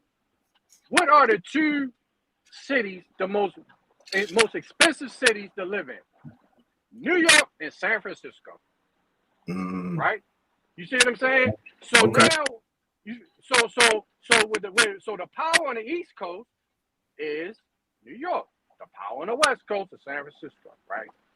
There ain't no speculation because why? You have a Federal Reserve governor on both sides. So what they're doing is through inflation, they're making things so expensive, pushing people into dependency on the government, where we can't think straight to say, wait a minute, boy, why is everything so expensive? Because they don't want the debt to be paid off to them so they can maintain control over the Treasury Department. So we have a dependency on the Federal Reserve and run it in the debt, and we say, oh, they owe us money on our gold and silver. Yeah, they do. Yeah, we are that, but we are never going to get it back until we deal with them, the Federal Reserve. You feel what I'm saying? There's no way in the world that the President of the United States cannot fire governors. And is this a conspiracy? Am I talking conspiracy theory, Aton, right now? When you just pulled up the sources from the Federal Reserve about the shadow government. How is that? No, Aton, how is that not a shadow government when they're called governors? Right. Okay. Okay. Yeah. Bro, they're governors. What are they? They're governing over who? Us. You see what I'm saying? And we keep talking about the gold, bro. That's in the Treasury. We right now have they now have a lien on the gold and silver. That's why I get up here and I be like, bro, gold and silver not even on the board right now, not even on the monopoly board. It's paper money. We have to destroy the board and get back. Say forget the monopoly money and get back to that. We're not there. We're not where our ancestors were. Our ancestors were dealing with that. Right now, they moved in a shadow government that put a lien on our assets. And now they're issuing paper money. You feel me? And they're issuing so much that it causes inflation. Where the two cities on both they got sandwiched in, where the rest of the is like a vacuum. You know what I mean? Where New York right now, and New York is working. It's working, bro. They're winning. Because now New York is straight socialist, bro. They don't want nobody to figure it out and attack them. They want the people to be dependent on the government, bro, for handouts and shit. When we keep saying that they owe us the money. As soon as they hear us talking like that, they pushing more and more socialism, where they can get more and more power, making things more and more expensive. That way the dollar now is what used to cost $1 now costs us $2. So now they, you know what I mean? Now we owe more. The more money they print, the more debt they can put us in. There's no reason why a damn 1-bedroom apartment costs like $3,000, bro. In these cities. I'm not talking about my city. You know, it ain't that, but it's getting there. But in New York, bro, that's because of them, the board of governors, bro. And we can't do anything about it. All we keep talking about, oh man, they owe us money. Oh, we was here and all that, bro. We got to deal with these people, man. We got to get educated on this banking, bro. Period. Yep, definitely, definitely. I need to learn more, bro. You know what I'm saying? And I'm just a casual. If I really dig in like I used to, I kind of, because it's, you know how it is, Aton. It's so much information. You need a break from it, bro. I took a year off of really getting real strong in it. I went in real hard for like 5-6 years, and it got so, bro, my brain, bro, I needed a break. You know what I'm saying? I needed a break, bro. I haven't really dug in like I used to, but there's a lot of good people out here putting the information out, which I'm glad about. But, bro, if I get back into it, bro, it's going to be something else. I'm just looking at from what I learned and applying it to what people are putting out right now. You know, I mean, there's some good information being put out here, man. There's no way we should be stuck in the same old, bro. It's a lot of new stuff where we need to, you know, break away and start expanding on our knowledge, bro. There's some good stuff being put out here. I'm telling y'all. But that's all, man. Appreciate it. I just wanted to, you know, just go on that video, man. Yeah. What you on you on the road? I mean, I heard you clearly, but you know, you got a little feedback, but I heard you clearly. Everybody heard you. Okay. All right, my bad. I'm just driving. I'm driving around. I'm just, you know, handling some business. Yeah, Isn't it said he was kind of choppy. You know why? Yeah. I got these. I try to find my other earphones. I got in these Beats earphones suck, man, for some reason. I don't know why people brag on these damn things. But yeah, I got my little ear plugs in. I usually try to put my headset in. So I'm gonna try to find that one. No, you clear though. You clear. You ain't low at all though. You ain't low. Okay. Yeah. Yeah, there's several districts, man. You can look on the $1 bills and see it. You know what? I save my $1 bills. You know what? I look at with Federal Reserve, that dollar bill came in, and I save it until I got all 12 of them. You know what I mean? That's what I do. So if it got F on there, you know what I mean? I save them just so if people are like, look at your dollar bill, it tell you where this was, you know, came from. Yeah, I do the same thing, man. I got a bunch of them. I do that too, bro. I save my ones for that. I got the ones with the G on it. I got the G, the number 7. Okay. I try to save, you know, just the different ones where it was. But you notice it's only on the $1 bill. Yeah, exactly. Because that's the only thing. That's the dollar. The dollar is the only thing that works. The dollar for dollar thing. Yep, the dollar is the only one that got the Federal Reserve districts. All the, you know, Richmond. I think it's one in Chicago, San Francisco, Atlanta, New York. Yeah, F is Atlanta. Atlanta. St. Louis got one. St. Louis is a district. All the way up to 12. And 13 is the hidden one, which is Washington, D.C. Yeah, that's what got me on that one. She said that. She said Washington, D.C. got a Federal Reserve Bank. Right. And look, it might be conspiratory, but look, is it a coincidence that we looking for these 13 families and it's 13 districts for the Federal Reserve? Yep. Feel me? Where we see where they hiding at. What the attack was, bro. These some dirty motherfucking diabolical dogs, bro. Yeah, American Goddess had a question about the 250 in the bank, right? The FDIC insures up 250,000. I know they tell people that in the public, 250,000 for the whole year. No, they trying to tell you it's a calendar year. Nah, it's a fiscal year. You got fiscal years. You got 4 quarters. Fiscal year. It's 250,000 because banks do their accounting every quarter. They don't do calendar years. Companies don't do calendar years. Companies do quarters. Yeah, they got fiscal years. And that's them quarters. So If you look at a 1040 and a 1041 ES, you can look up 1040 and a 1041 ES.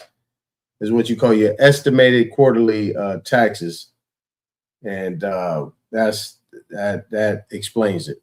So there's a lot to be talked about on this shit, none. And you know, I'm just taking it slow, I don't want to overload people with a lot of information, but really want to line this thing up. Because this is where we back at it. I did the little history thing. Shit, we passed that. we getting back to business, you know. So yeah, the the other thing we get right here, right? This is where people when you know people I deal with, they ask me about, you know, their notes and stuff like that. I talk about the OID, right? The 1099s, and you know, doing audits. Like, people don't know that you can actually do an audit. You can create an audit through the Treasury using the 1099s, and you can do it using W9 to W9 and utilize UCC 9-210.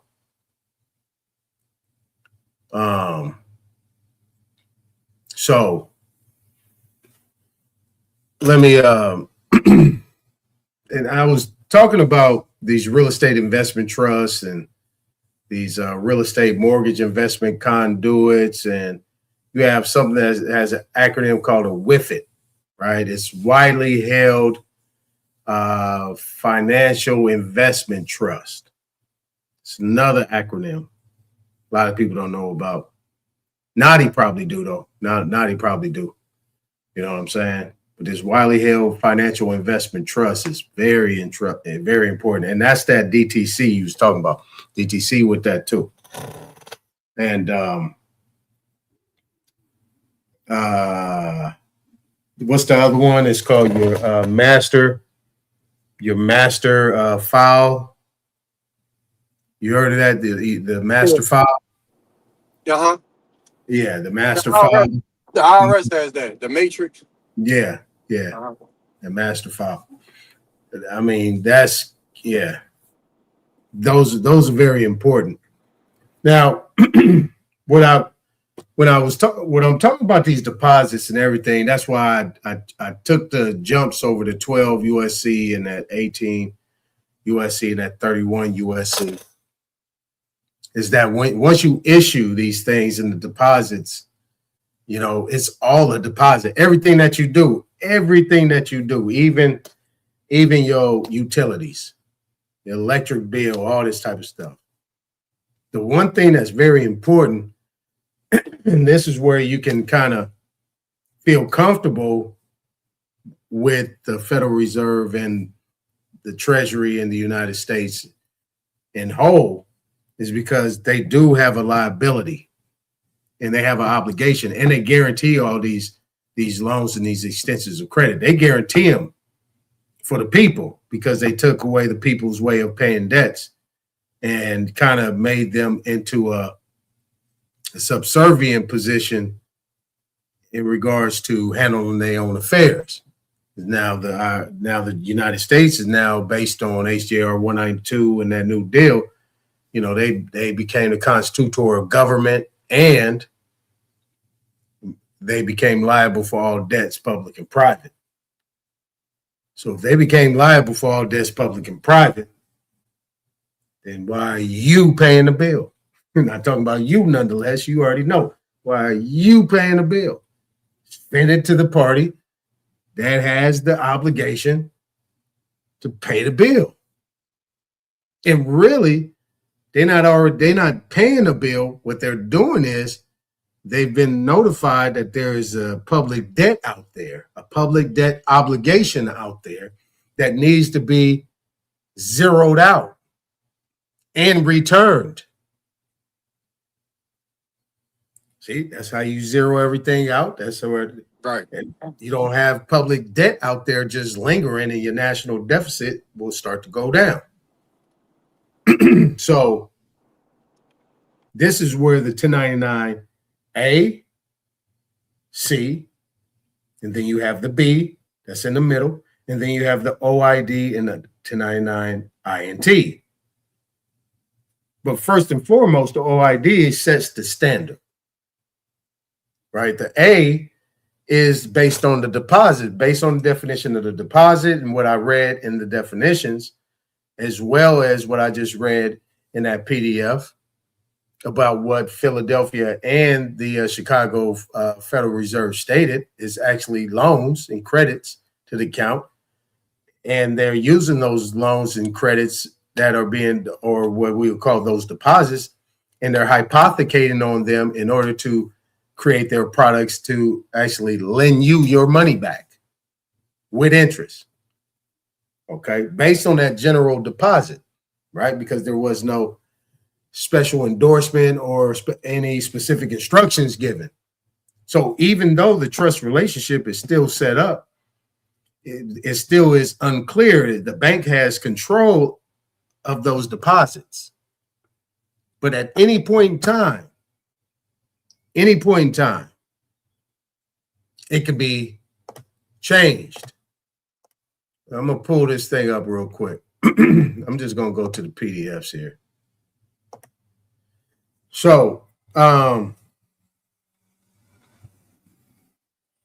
about to go over here. Let me see. Education. Let's go to 3. Let's go to. Here it is. Endorsement. Then we have special endorsement. Special endorsement. And then we have 3-104. All right, so we'll start with 3-1. No, let's start with endorsement. So we have endorsement means a signature or other than that of a signer as maker, draw, or acceptor. Now, what that means is that, hold on, let me make sure I ain't got my screen up. So what this means is that if you don't give the instructions, right, it's just a signature. So that's also under 3-402, signature by accommodation. Signer as signature versus being a signer as maker, draw, or acceptor. Those are your special deposits, right? But then when we come on here and we come to special endorsement, it tells you exactly what to do. So it says right here, if endorsement is made by a holder of an instrument, or the payable to an identified person or payable to bearer, and the endorsement identifies a person to whom it makes the instrument payable, it is a special endorsement. You remember what we said over here on corpus juris secundum. We have right here the character of the deposit. This character of deposit says everything. Okay, so it tells you exactly what to say here as well. Now, when you look at a negotiable instrument, well, hold on, let me come back. Because we have right here, I mentioned endorsed in blank. So we talk about here in B, it says if endorsement is made by the holder of an instrument and it is not a special endorsement, it is a blank endorsement. When endorsed in blank, an instrument becomes payable to bearer. It may be negotiated by transfer of possession alone until specially endorsed. So that means at any point in time, because every single one of us has a blank endorsement, has endorsed all these instruments in blank. Just as that other definition in 204 was saying that it's just a signature if it's not made, if it's not done by maker or it's not payable to bearer or anything of that nature. You know what I'm saying? If it's not that, it is a blank endorsement. But at any point in time, you can provide a special endorsement. That's why when we ask to view the original wet ink signature unaltered, they never provide it. Why? Because they scared that you're going to put accepted on there and put some instructions. Okay, here you go. Boom, boom, boom, boom, boom. This payable to me. Thank you. I'm going to take this home with me. You want a copy? Here, you can have this copy, and we put on there, not negotiable. If anybody went to a bank and got a cashier's check, you get the cashier's check that got the hard signature, and then you have other portions of that as copies, and it says at the bottom, not negotiable. That means it cannot be used. So now when we come over here to 303.104 in negotiable instrument, it's tell you what a negotiable instrument is. It means an unconditional promise or order to pay a fixed amount of money. It's not conditional, it's unconditional. That's what a negotiable instrument is. It's an unconditional promise or order to pay a fixed amount of money. So it's either going to be a promise or order. So this order is equal to a specific instruction, special deposit, special endorsement. You give orders, you give instructions. This is what I need to get done. This is how it's supposed to hang. You know, you already got, the bank already has their, they already have their fees, their service fees and all this other stuff involved. No problem. I don't have no problem with that. Yeah, let's get this done. Now, if you want to bring out some repurchase agreement where you want to create a deed of trust or some security instrument, okay, I need to get in on it. So if I'm paying on a $400,000, I just, you know, talk to somebody, he's a $400,000 loan, paying $3,800 a mortgage, $3,800 a month. I did the math. $3,800 times 360. Do the math. It's like 3.8 something million.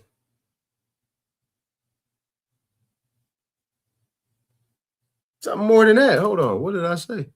What did I say it was? What did I say? 3,800 times 360. So there's 30-year mortgage. So 30 times 12 is 360. Yeah, 1.368 million. My bad. So on a $400,000 mortgage, nonetheless, over 30 years, if he's paying that interest, and in the place you got 15 years of interest that he's paying without the principal even moving, half of that right there, he had already paid. Let's divide that by 2.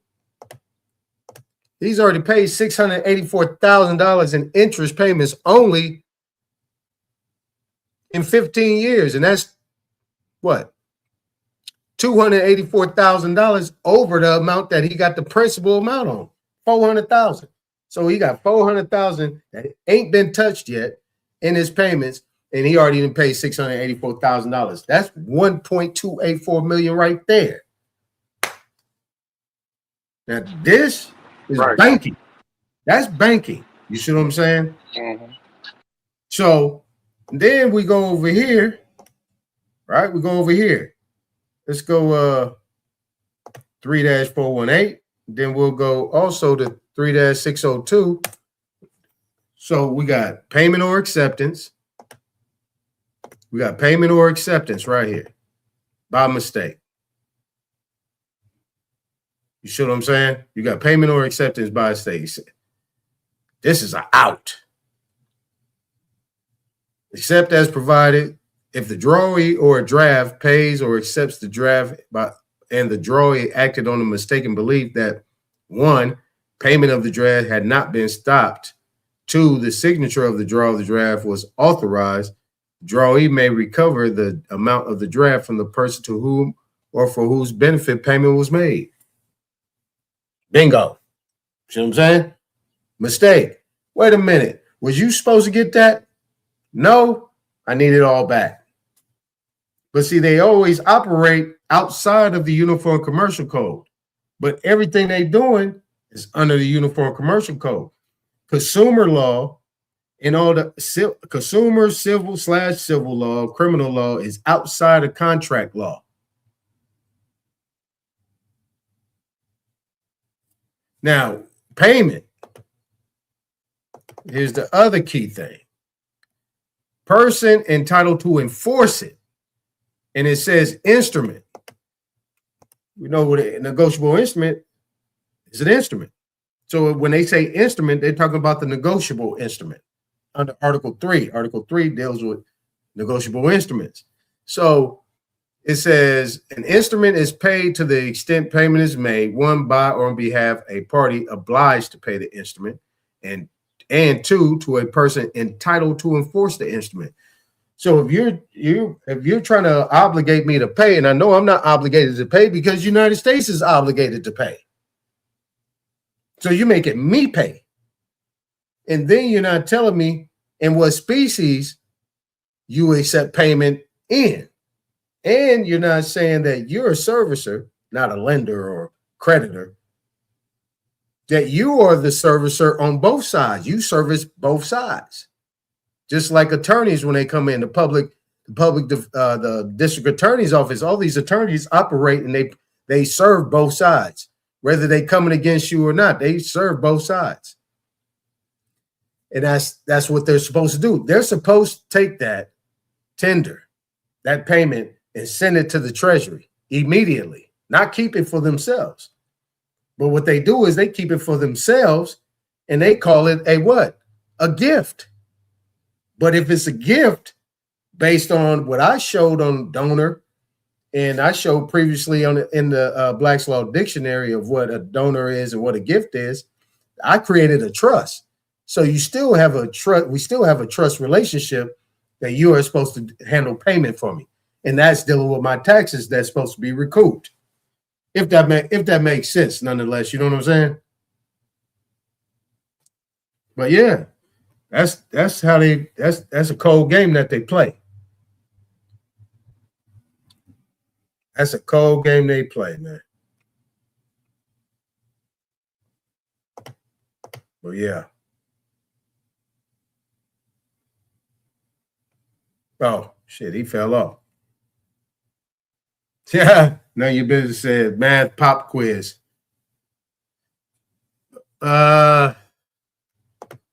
American Goddess, how much money you left on the table for them? I don't know. Depends on what you got. How many credit cards and loans and mortgages you got? You had in your lifetime. You got any of those? It'd be safe to say in the millions. I would say in the tens. It depends on how old you are too. You know what I'm saying? I would say if you in my age bracket, if you over 40, if you over 40 years old, yeah, you in the millions. Believe me, you are. You had a bank account, bingo. That's a lot of money. If you had a mortgage, yep, that's something too. If you had a car loan, auto loan, conversion loan, that's one too. You had credit cards, that's one too. You had any personal loans or anything or business loans, that's one too. Because you say, wait a minute, that's a business, but I guarantee you guaranteed it. So your signature is somewhere, and your social is connected to that business too as well. And they always ask you for your social, unless you're dealing with big corporate, what you call corporate credit cards. I don't know if anybody on that type of time. You know what I'm saying? But you holler at me, show you how to get it done. But yeah. Yeah, it's safe to say if you in your 40s, yeah, some millions. Yeah. None of your business. You gotta understand. It's all about the mathematics. Mathematics is everything. The numbers, everything. The numbers is everything. It's all connected. It ain't about nothing else.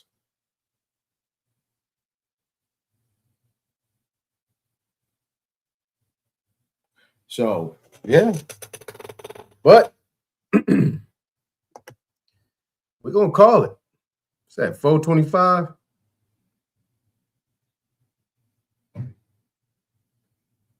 Yeah. I don't know. But, you know, I look at it from this perspective. Let me just do this. Let me do this too. You know, one of these days I'm going to stay on topic. One of these days. I don't know when it's going to be, but it's going to be one of these days. It's going to be one of these days. All right. So entire screen. Let me show you something real quick. All right. I had talked about this not too long ago. Okay. Let's go down to E.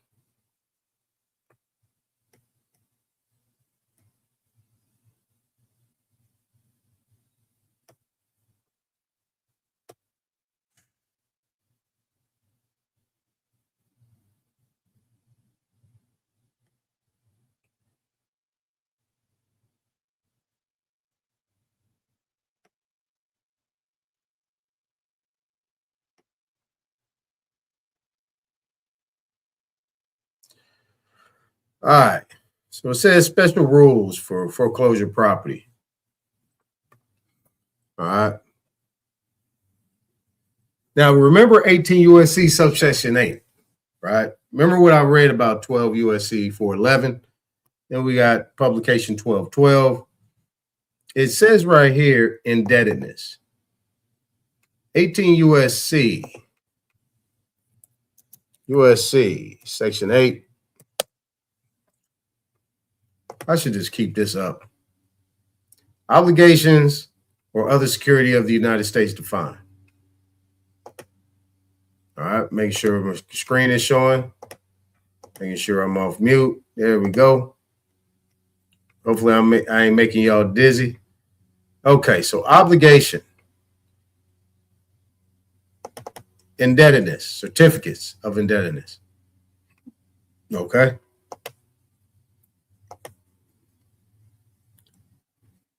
Here we go. Now, when we come down here, this is going to be a whole lesson we're going to do. Whole lesson. It's going to be this is a whole lesson. I just want to get you down here on the money.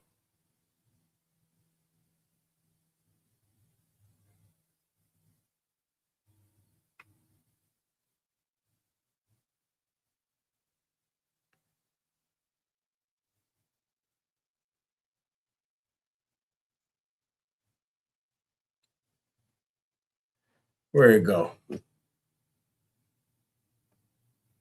looking for the money.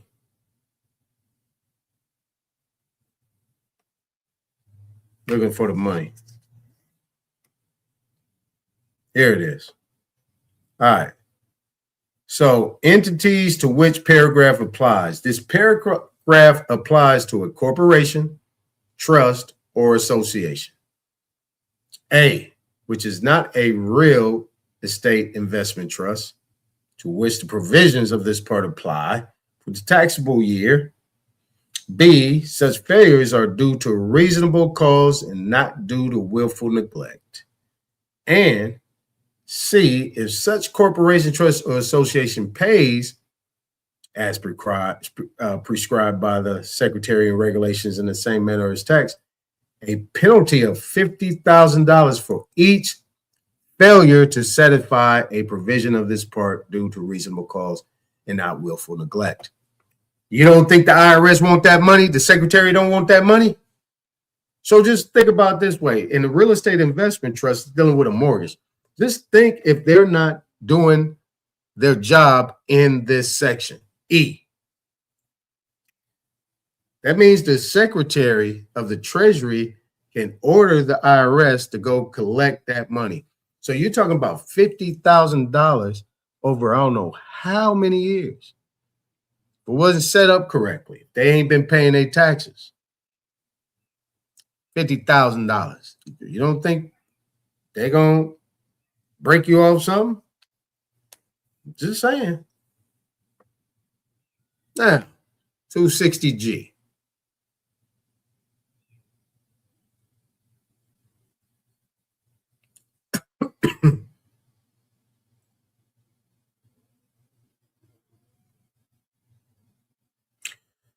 You're going to come down here.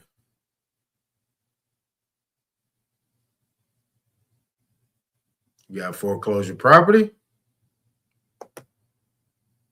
We got that. And then we have qualified mortgage. We have that. And then we come down here. Where'd it go?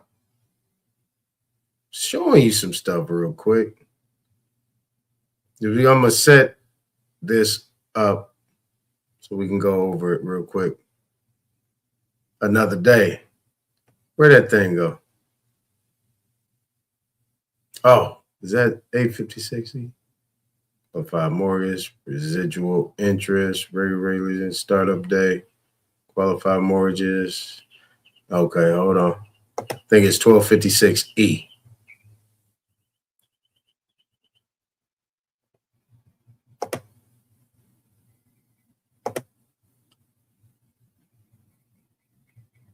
Now,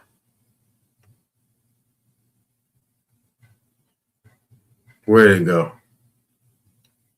Grace period.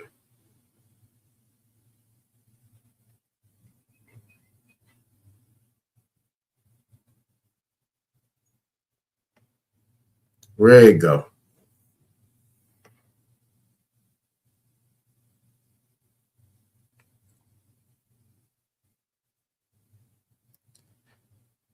It's somewhere around here. I ain't tripping. Yeah, I ain't, I'm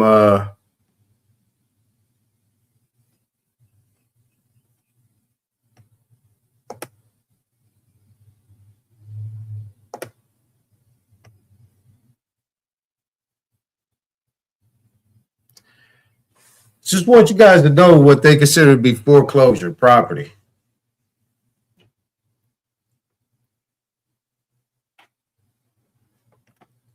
Get up there. I'm going to start from the top. Hold on.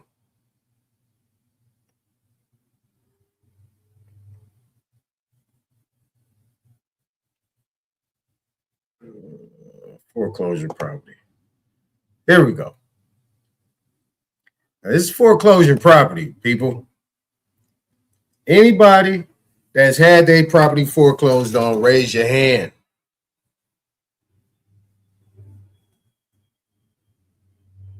Yeah, that's times 4 per year. American Goddess, times 4. Yep. Times 4 per year. So that's 250 times 4. That's what you're talking about. Okay, so foreclosure property. Income and gain derived from foreclosure property as defined in subsection E. Special rule for qualified health care properties. Does anybody you know that has had their home foreclosed on, if you know anybody, what you think you know just by popular information about foreclosure property, did you know about this healthcare property, qualified healthcare properties? That is considered to be foreclosure property. Did anybody know that? Now this 26 CFR, now this is your electronic code of federal regulations. These are regulations. You got USC and CFR. The definition of real estate investment trust, right? You have that in there. Boom, boom. Qualified conditions. Must be one. All these things have to be covered. This is what we're going over. What is it? Wednesday or Thursday? This is what we're going to go over tomorrow. All right. These are the conditions. Termination of status, rules applicable to status, required trustee, beneficial ownership, unincorporated, organized. All this stuff has to fall in line. Now, where's the other one? What is this? That. Okay, boom, boom. Okay. What we're going to do here is we're going to go 26 USC. Nope. CFR 1.1275-3. Now, why am I pulling this up? Remember, I was talking to Nonetheless about OID information, right? OID information. OID information. Where are we at? Boom. Boom. Excuse me. So we got OID information here, right? Reporting requirements. So original issue discount. OID, let's click on it, means original issue discount. Okay. You also have publication 1212. You see that it just popped right up for me because I always look at it. And this is your guide to publication 1212. Okay. Now we're going to click on this and we're going to go to the PDF version. Let's go here, publication 1212. Go right here. So there we go. This is your publication 1212, Guide to Original Issue Discount Instruments. Okay. Now,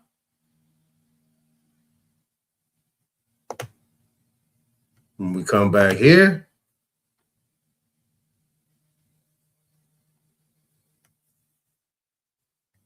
I'm going to just take you right to this part here. Okay. So it says, we're going to start right here. The issuer of any such debt instrument must legend the instrument, and we'll get into what legend means. If you don't know, the instrument by stating on the face of the instrument that the debt instrument was issued with OID. Do we have any legend of that? We will talk about it. In addition, the issuer must either set forth on the face of the debt instrument the issue price, the amount, the issue date, the yield to maturity, and in the case of a debt instrument, subject to the rules, the comparable yield and projected payment schedule, or provide the name or title and either the address or telephone number of a representative of the issuer who will, beginning no later than 2 days after the issue date, promptly make available to holders upon request the information described in paragraph B1, lowercase I, of this section. And we're going to get into this stuff. You see? Because these are the things that we need to be able to, get full accounting. So that we'll know exactly how much money it is and how to go about getting it. So that way, when the Treasury is notified and other regulators or oversight or people that actually these so-called companies, corporations, trusts, and associations are regulated by, or that they have to follow rules on, they can be notified too as well. So that way, any type of funds or any type of other issues that came out of this application can be fixed. And any outstanding debts that you're liable for, right? Because you're liable for those debts. That's where they have it, that you're liable for those debts. When technically, you're not supposed to be liable for those debts. Those are debts that's supposed to be handled by you know who. So if we're in some type of private contract and the U.S. is not involved or not to be involved and not held to be liable or the one that's supposed to have the obligation, then I need to know that as well. And if that hasn't been provided, then we need to correct these things. Now, with all this being said, you know, it's where a lot of people go wrong. This is not an invitation to stop paying. You must continue to pay. You know why? Because your signature is on there. So everything at this point in time is implied, assumed, resulting agreement that you agreed to because you signed under the auspices that you fully understood what you was getting yourself into. Okay? So all these things need to be corrected. But first, the research has to be done. And you must obtain all the instruments dealing with that account.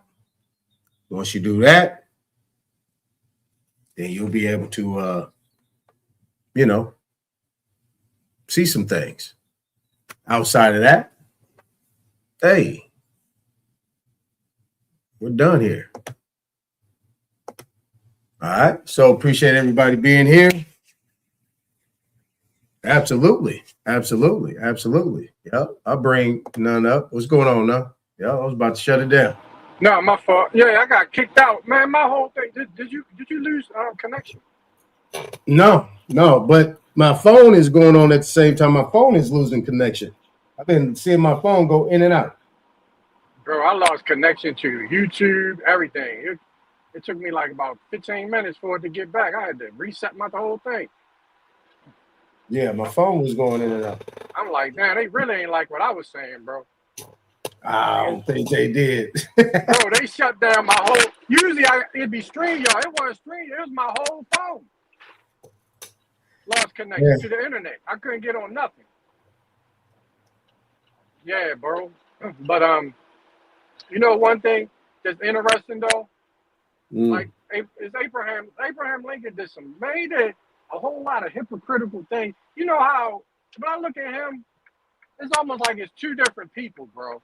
Because on one hand, it says that he did the things, you know, for the people, for us, you know, when whatnot, right? Indians and whatnot, right? Or black people, you know what I'm saying? But then you look at one and he put something in there. He put this law that says that U.S. citizens cannot question the United States debt. You read that before, right? No, I haven't. Yeah, bro. Look at it. Look at where it's a law, bro, for real. Where it says the United. Just look it up when y'all anybody get a chance. Cause I know you about to get off. It says the United States citizens cannot question the debt. What's up with that, bro? Oh, that's interesting. I don't know. Like what they mean by that? Can't question debt because what? They I don't know. Contributed to the debt? They slaves or what? They slaves? What? That's what I'm thinking. That's what I'm saying. Like, what the hell is that for? I didn't have a chance to really look it up so I can give you the link. But I'm pretty sure people out there heard, you know, in the chat heard of it. Oh, I'll find it.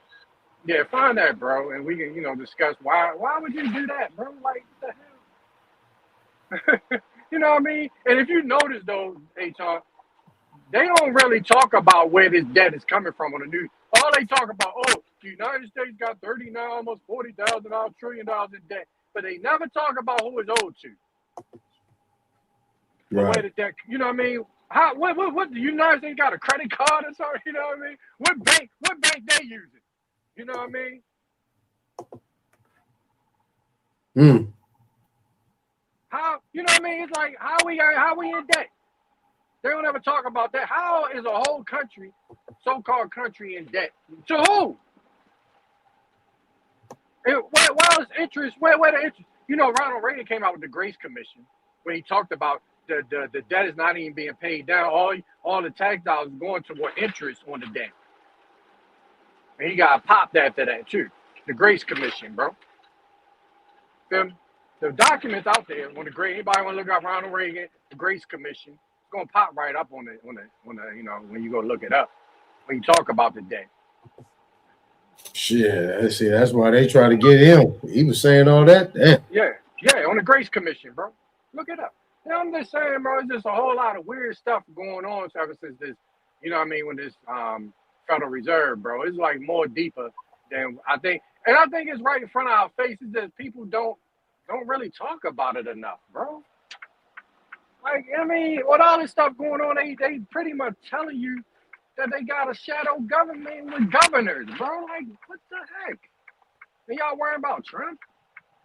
Right. Yeah, he like a decoy. Cause you know why they keep talking about him? Because they don't want everybody to pay attention to all this with the Federal Reserve governors and they being appointed and everything. You feel? And and with Britain is in bed with Iran. You know, they don't want to, they trying to distract us from that. You know, with BP, all that's connected to Princess Diana and the dude she was with that was from Iran, and how they got mansions over there in the UK. You know what I mean? So keep on thinking is who we are thinking about when it's the British still on our necks. Right. You know what I mean? They don't want nobody to pay attention to that with the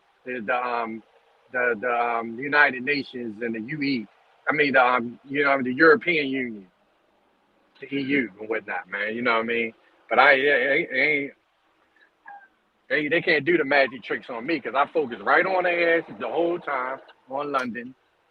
They still our enemy, London, and the British. Mm-hmm. That's all people I be talking about. I don't talk about the small hat. They ain't nobody. People keep talking about them. They ain't nothing, bro. They trash. I'm talking about London and the British Crown and them. That's who we need to stay focused on, bro. Because they sneaky little bastards, bro. They throw stones and hide their hand the whole time. In our courts, Social Security, all that stuff is ran by them. I mean, the whole banking, all this stuff ran by those families right there, bro. They can't fool me. Right. But yeah, bro, next time, yo, you know what I mean? I know you about to get off. We need to discuss that, bro. Why Lincoln put that in there? So right. Can't question the debt, bro. Yeah, we get on it tomorrow. Yep. All right. I'm gonna try to send it if I find it. I'm gonna send it, you know, and whatnot. All right, for sure. All right, bro. All right, peace, everybody. Yeah, peace. All right. Appreciate none coming up here. Yeah. Well, appreciate everybody coming up here, being here with us. We about to be up out of here, so don't hit that link, nobody. I'm already over time. I'll do better next time. Stay within, but you know, it's pretty much using up a lot of that time with the social stream. So yeah. Nevertheless, we will do the closing music. Shout out to everybody here. American Essence, appreciate you being here. Be up there. Don't be a stranger. Everybody knew that came through. Don't be a stranger. Make sure you post that. Make sure you hit the like. Make sure you promote that. Share this out with all your good people. American Goddess. Tell them to come on through. You know what I mean? We got things to do. But anyway, you already know when the song is over, it's over. On the next one.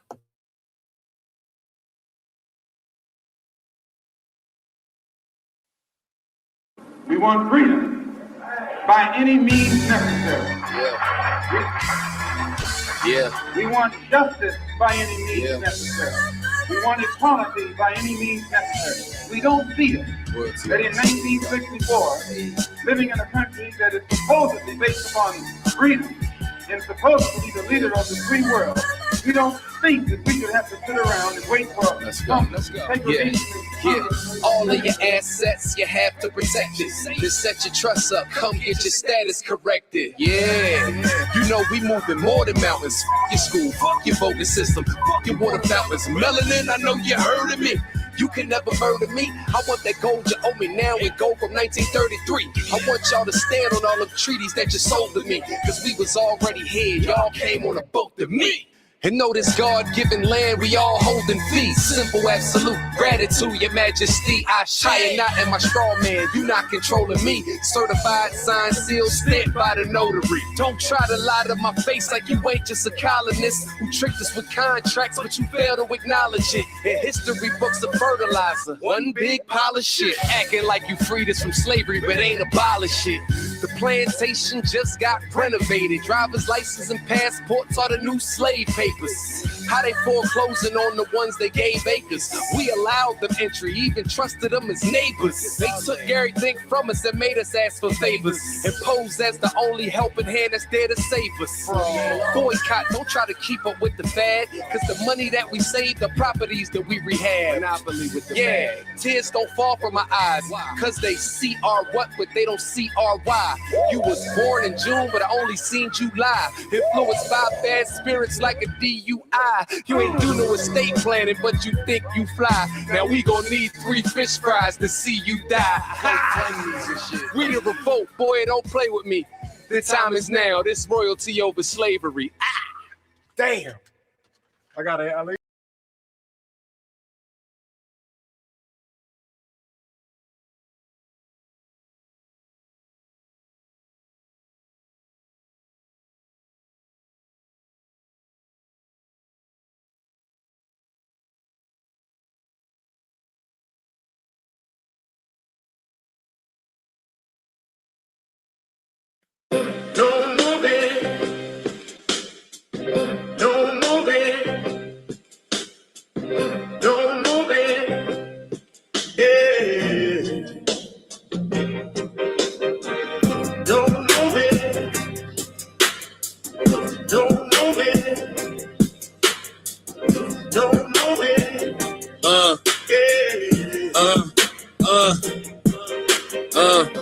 I'm the coach, quotes coded in oath with a ghost loaded focus. Chrome in the coat, king with the cloak, smoking that hocus pocus. Infinite styles, pivot and pile up the mileage. I'm wild with the science. You see the line on my avatar, iron jaw pride. I to devour the silence. Why you niggas steady lying? Got me laughing hard, satire and fraud. I fire the squad. Wives get crossed when I'm sparring with all the guards. Author of art, carving a mark in the bark of the market at large. Target the sharks, heart of a Spartan. I sharpen the margin with bars. You rather bargain and dodge. I'd rather you come get your taxes done. Black suit back, room facts in a stack. I'm relaxing the maximum. Get out of the pocket, the profit of rocket. Then I just might tax you punks. Bracket your funds, I'm stacking in chunks. Reacting to acid, you're begging a punch. Sometimes my community hard-headed, scarred, dreading the lessons. I chart head and start spreading the message embedded in pressure. Sovereign living, I'm private with it. No corporate percentage. Discharging debt with a pen stroke. You still don't notice the vision. I've been telling y'all you don't want to debate me. Weighty and ready. Great with machetes, linguistically shredding the petty. Grab these 15 acres. Landscape major, plan made paper. Land patent stamped and sacred since my campaign greater. I ain't talking about Ice-T when I say that I can show you law and order. Court recorder, I sort the torture, contort the border. I eat the case, beat the state, leave a trace of the raw supporter. Briefcase aura, got your baby mama thinking that I'm a lawyer. Seminole Indian sentiment, militant on sovereign soil. Private enrollment, tribal component. I'm the boss if you're trying to employ it.